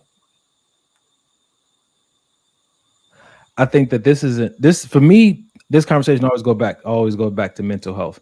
And I agree with what Doug is saying. Doug, 1000%. I feel like when it comes from a place of mental health, again, yes, you want to be kind. Yes, you want to speak to your partner in a way that they can understand and that's loving and stuff. But understand that sometimes people need to get stuff off their chest. Sometimes we need to say something and be able to just be safe enough in the space to say it as raggedy and as off left field as we have it inside of us. But when you don't hold space for your partner to operate in that lane, that's a hard place to be in mentally. Because now you feel like I can't do nothing wrong or I can't do anything outside of the pocket. Amber said, well, do you want to speak life over your partner? It's better to encourage. It is, but it's Carrie, you put it up. On it. Let me just add something. Let me add something real quick. If a girl tell her homegirl, bitch, you sound dumb, it's received. She will hear that shit. But if her dude say, baby, I love you, but you sound stupid as fuck right now. She don't hear that shit. You know what I'm saying? It's a fucking problem that he said you sound stupid as fuck. But your girl can tell you, oh, bitch, you sound dumb. And it's okay. Your homegirl can tell you that. But I feel like this, man. If you're gonna hold your man to that standard, better not hear your homegirl, your boss, a stranger in the street. Nobody better be talking to you crazy. Absolutely. If you ain't gonna let your man do it or your woman do it, because that's the space where you guys are able to be, again, out of pocket with each other, not as even as a norm, but just that person and you understand when they're speaking to you this way, their heart. And that's something that me and my past, and I'm not saying that, again, this behavior may not work for you. I'm not saying you need to make it work for you. All I'm saying is that before we try to say, hey, that's not okay, understand that for some people, they know how to hold space for their partner because they know their partner's heart when they're having a bad day. Because you have to be careful. You might be creating a partner that only can exist with you on their good days, not their rough ones. And that's going to come back and bite you in the ass. How about, did you process that maybe they tried to say this to you 5, 6, 7, 8, 9 different times in different fashions before they got to this passionate place? Me and Dub are two very passionate people. When it comes to a certain point, our verbiage becomes passionate to us and it becomes anger to other people. Mm-hmm. So maybe before we got to this point, I tried to have a conversation with you to tell you before I started using words that may not be in your dictionary, because they damn sure in my dictionary. And I've been using words in your dictionary. I've been using the vernacular that you like, but you were ignoring that. And so now, bitch, we got problems. Listen, right. To go along with that, bro. If already in the conversation, if already in the conversation, if I told you, hey, babe, calm down, you know what I'm saying? Just talk to me. You know what I'm saying? You can talk to me. You don't have to get all rah. And I've already said that to you, but you continue to talk to me like that.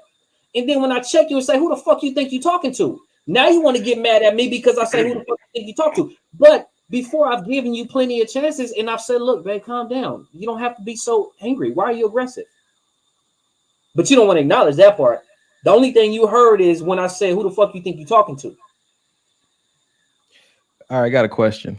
Came through on a text message. It says, do men allow for that same space? If a woman tries to convey a message with sugar, do they take heed? Or is she called crazy, emotional, and erratic when she shows up raw and unfiltered?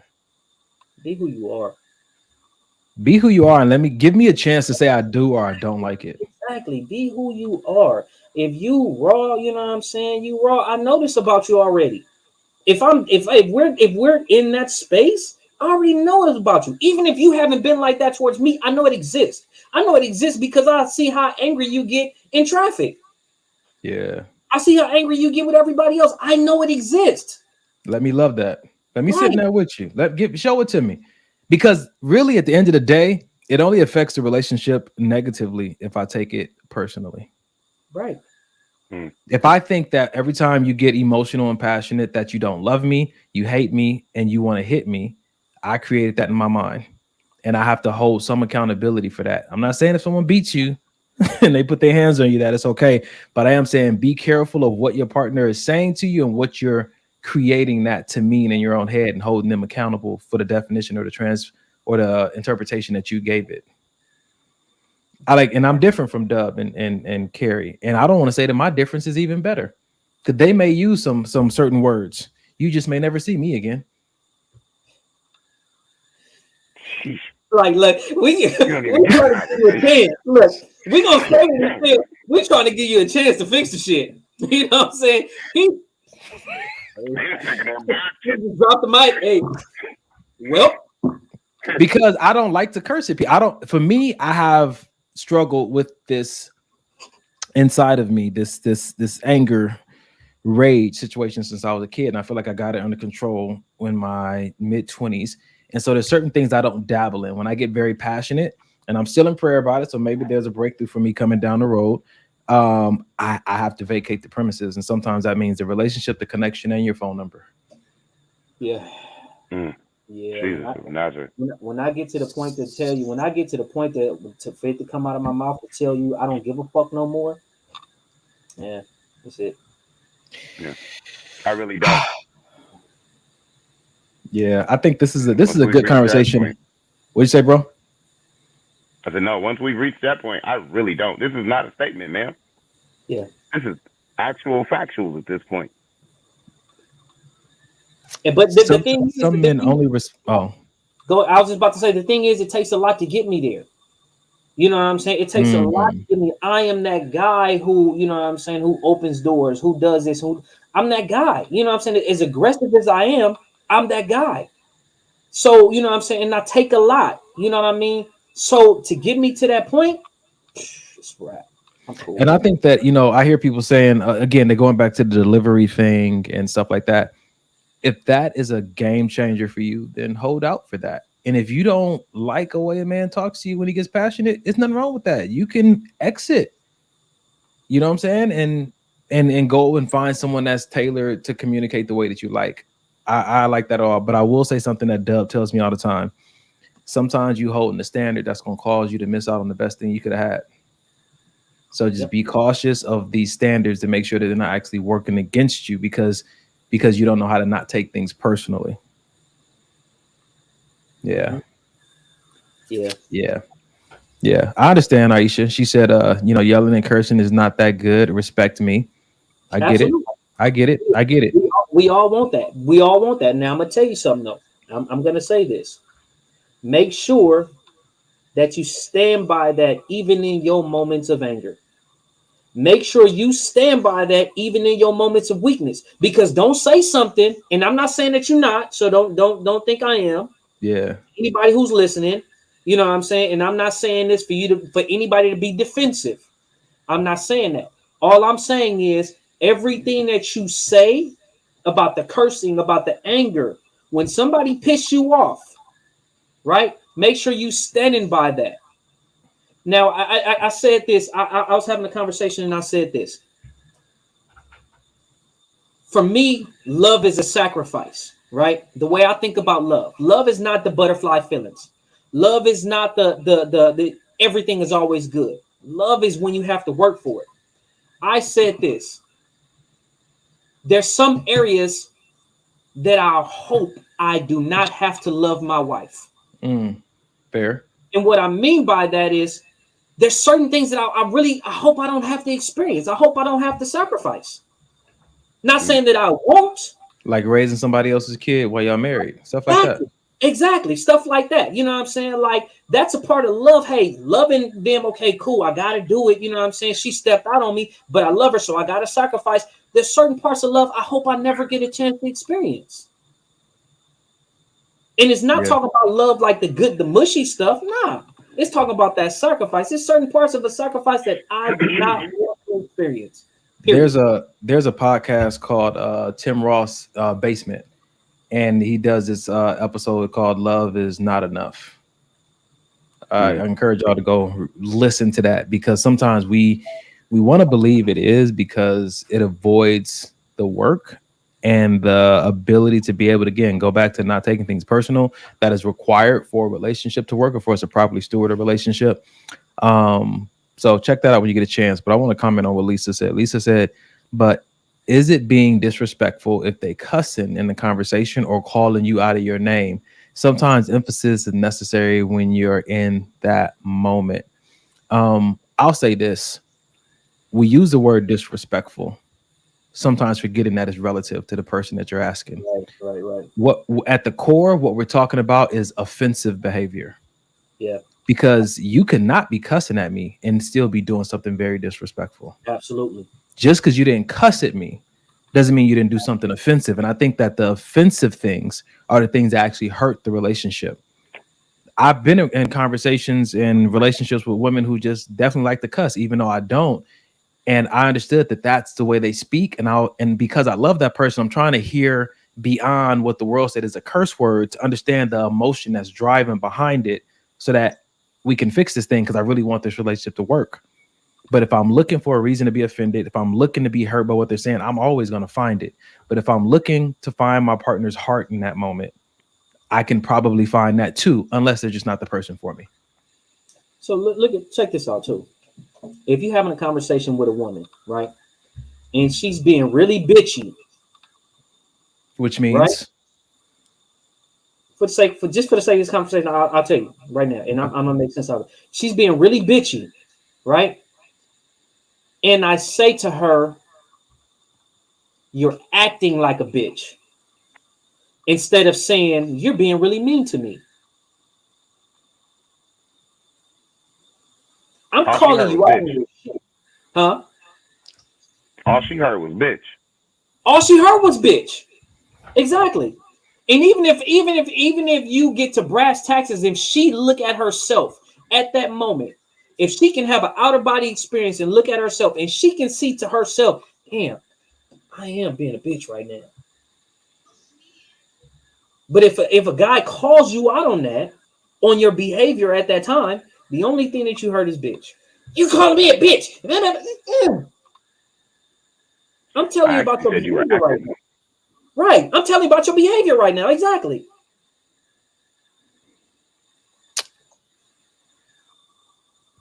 All right. We got 8 minutes, fellas. You want to do one more video? Let's go. I like that, Lisa. I probably laugh. Say yes, I am. I don't know if you. I'll say this before we move to the next video. I've been in so many different passionate conversations with people that I've been in a relationship with that we were able to call each other out and laugh at each other in a moment. Like, yes, I see exactly what I'm doing, and I'm sorry, but let me finish. Cool. Like it's wonderful when you can be in a space and an environment where you can just, if you got that curse and that ratchetness or that anger and that aggression in you, you can let it out, and it's a safe space where you let it out. Nobody's going to judge you and leave you because you just having these emotions in this moment. You guys can actually laugh about it sometimes in the moment or afterwards, because both of you know, like Carrie says, we ain't trying to go nowhere. We want to fix this and work on this. Like, it's just, if you've never experienced that, talk about this, accepting people where they're at in that moment, man. That's some real stuff. And I know I'm saying that and I'm single today, but it was a great memory that I had, and I just wanted to share. About to highlight that too. Pookie, you are a man. So, but if a woman says that to a man, all he hears is a word. You're talking like us. This moment you're acting like bitch. Okay, both ways. So I'm gonna tell you the difference for me. I'll tell you the difference. My brother Pookie. Listen. I'm gonna tell you about that for me. If a woman tells me I'm acting like a bitch, that's different than her saying, than her calling me bitch ass. A bitch, yeah.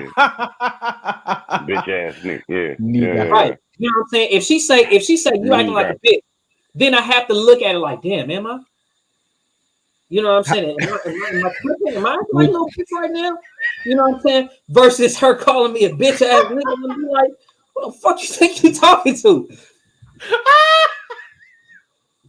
It's like, hey, certain words just trigger you, and it's different if you know. why you squinting trying to figure it out? Yeah. Damn it! Did I put on perfume this morning? Yeah, right. Right. Yeah, you got on some late. I gotta change my tampon. Y'all stupid, man.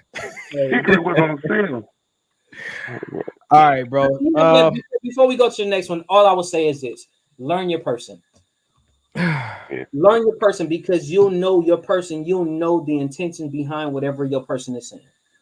You know what I'm saying? Like, sometimes, you know, some people are aggressive. Some people are not as aggressive. Some people are a little bit toned down. Some people are turned up. You know what I'm saying? Learn your person. Yeah. When you learn your person, understand that you made that choice. That's your picker. Yeah. Right? You made the choice to be with that person. Learn your person. Learn your person's heart. Learn your person's delivery. Yes. You know what I'm saying? Learn what your person is trying to say, not just the choice words that they're using. Is it now? You know when Carrie not looking at the screen, it's fine. What? Oh my. I agree with that. I think that we go and this. I know we're gonna move on to the next video, but something Dub said really stood out to me. When you talk about it's the tone and it's the delivery, be careful that you're not using that to control his mouth. Yes. You got to be careful about that. Control is sneaky. It'll show up in the most innocent ways and say, no, you just can't. Be conscious. I'm not saying you're trying to, but be conscious of this control factor that seems to show up in relationship on the male and the female side of restricting people from doing certain things because you want them done another way, not because you can't accommodate this. So yes, just be careful of that. Because we're in this vein tonight, man, we just gonna stay in this. I'm not even gonna switch lanes, man. We're just gonna just stay in this and finish off the last 4 minutes of the show if we can, like this. If you don't have authority over your woman, you cannot protect her. Let me say it again before I motherfucking get into this shit. If you with a bitch that ain't trying to listen to your authority, you in a bad way. You in a bad motherfucking way. You cannot protect the bitch that you don't have authority over. So when you in the streets, you need to watch who the fuck you with. I have seen too many niggas get destroyed trying to take up for a bitch that ain't listening to nothing the fuck he say.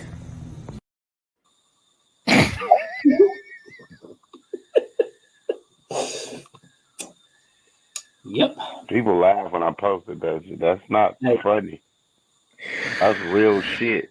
When he said that you in a bad way, if you can hear what he's saying from the intention of what he's Errol going to get his gun. If you can hear what he's saying underneath all the stuff that the words you don't like, it's some real stuff being said there, man. When he said that you're in a bad way, bro, if you've ever been with someone that you've called yourself trying to protect and they just wouldn't hear or adhere to what you were saying as the self-proclaimed protector or guide of a relationship, bro, you're in a bad way because they'll end up getting you involved in some stuff that will, like he said, get you destroyed. Yep. And like some physically. Positions. Yeah, literally. I don't think that is something that but again, like you said, Donnie, this taps into everything that we've been talking about out the gate, which is, you have this desire for this type of man, but you want it to be directed how you want it to be. Like, do you want the man to protect you, or do you want the man to protect you how you want to protect yourself? Because if that's the case, then just protect yourself. You know what I mean? And that goes back to what Dub was saying. Like, you want me to be this warrior and aggressive man when it comes to protecting you and being on the street, but you don't ever want me to bring that kind of energy when I'm talking to you, which is a finesse and a mode of operation that I can possibly learn. But if that's a hard line for you and you don't hold any grace or capacity for me to bring that back to you, that's a hard relationship to be in, man. So you want me to choke you at this point, but you don't want me to choke you at this point, is what you're saying. Can't expect him to protect you if you don't want to listen or follow simple instructions. Well, Ms. Price. Maybe is that the order? Is that the comment of the day? Yes. So one more time, please.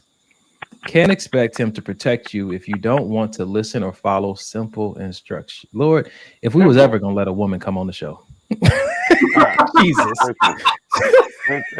Jesus.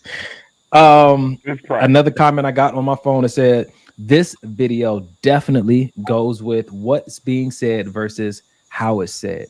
It's so much wisdom and truth and opportunity for understanding in what he said. If you can get past again the words and stuff that you just don't like. I thought that was gonna take long and it didn't. Nah, because it was right on point. Like, there's nothing he said that how he delivered it is not liked. What he said is absolutely right. What they used to say in church is right. It's tight, but it's right. Yeah. Oh, yeah. Okay. Nope, Donnie. Nope. You'll be praying us out tonight. I will. I need Jesus to walk with me. It's that time of the show, ladies and gentlemen. I have a feeling somebody was triggered tonight, so there's a number I want to give you. No, real talk. This is the Suicide and Crisis Hotline. Though they changed the number to make it easier for you. It's been reduced to #988, #988, not 911, but #988.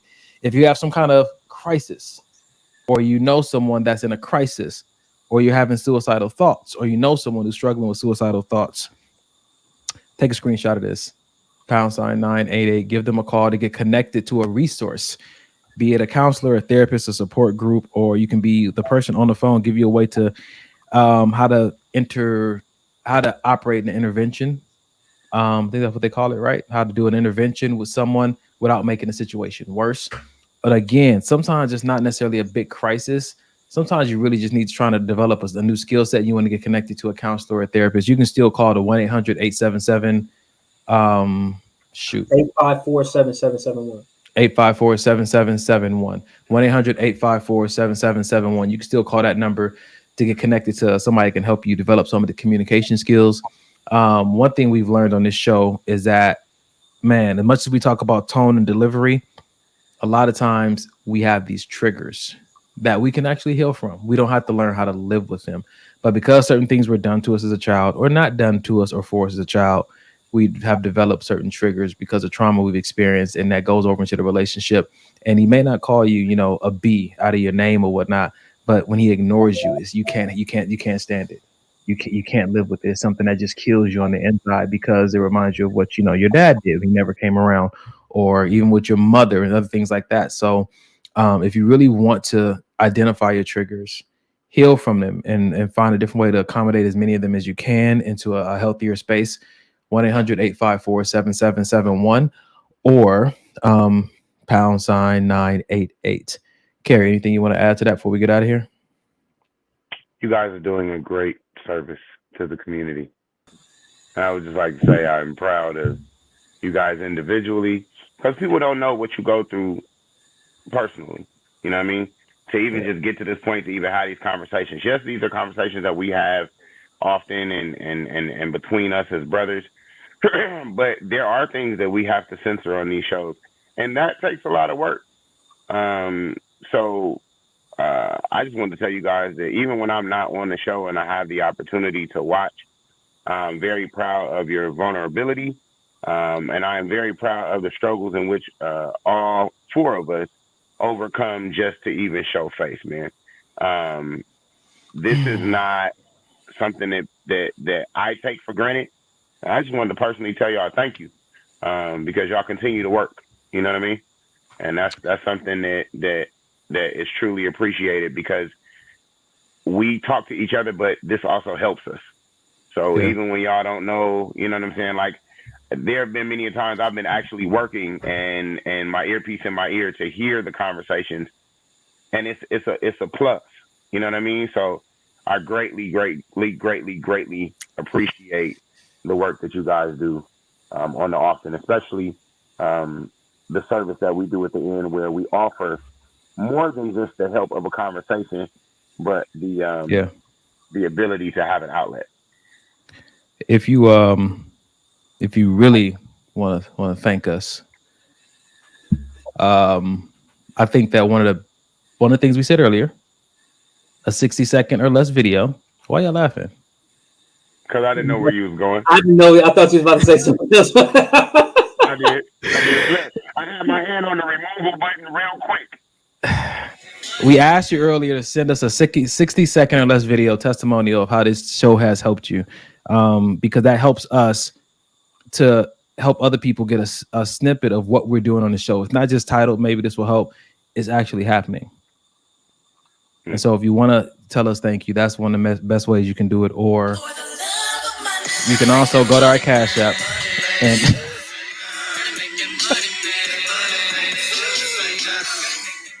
that's what y'all was worried about? Is that what y'all was worried about? Yep. Yes, that's exactly. That's fine.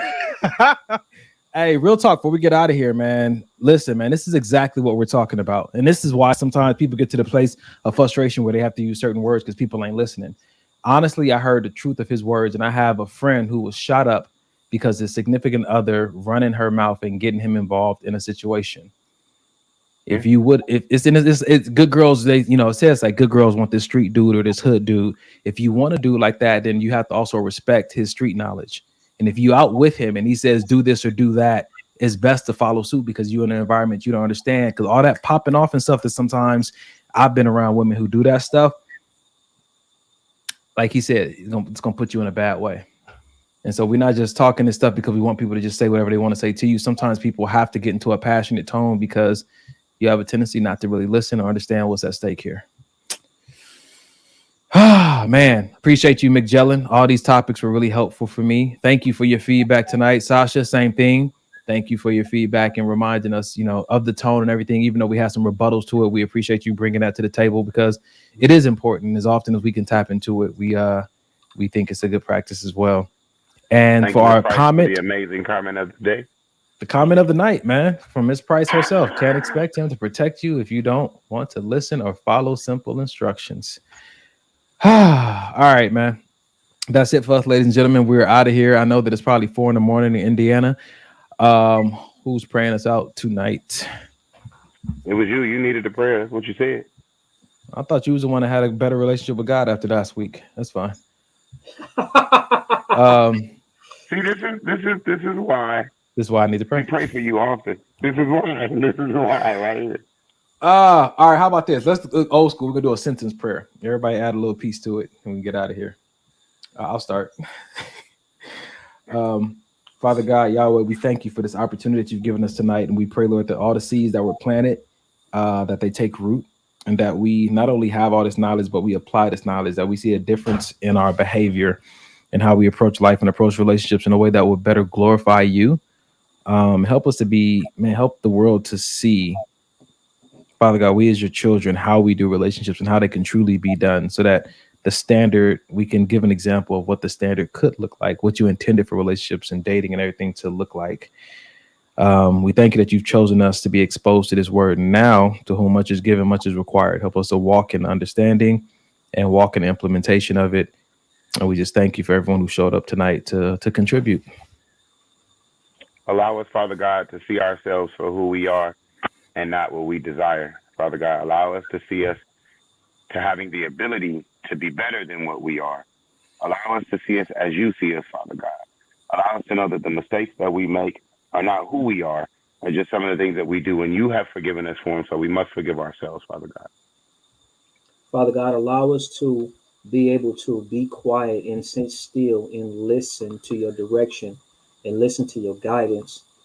Father God, we ask that you just please forgive us for any and everything that's not pleasing to you, Father God, any sins known and unknown, any sins we may have said in our mind, we may have thought of. Father God, we ask that you just continue to just guide us, go before us, lead us, guide us, direct our path, order our steps. Just help us, Father God, when we are in the area that's too loud, Father God, help us to remove ourselves so we can get to a quiet place where we can hear you, where we can hear your direction, so we won't go astray listening to the other loud voices that's around us, Father God.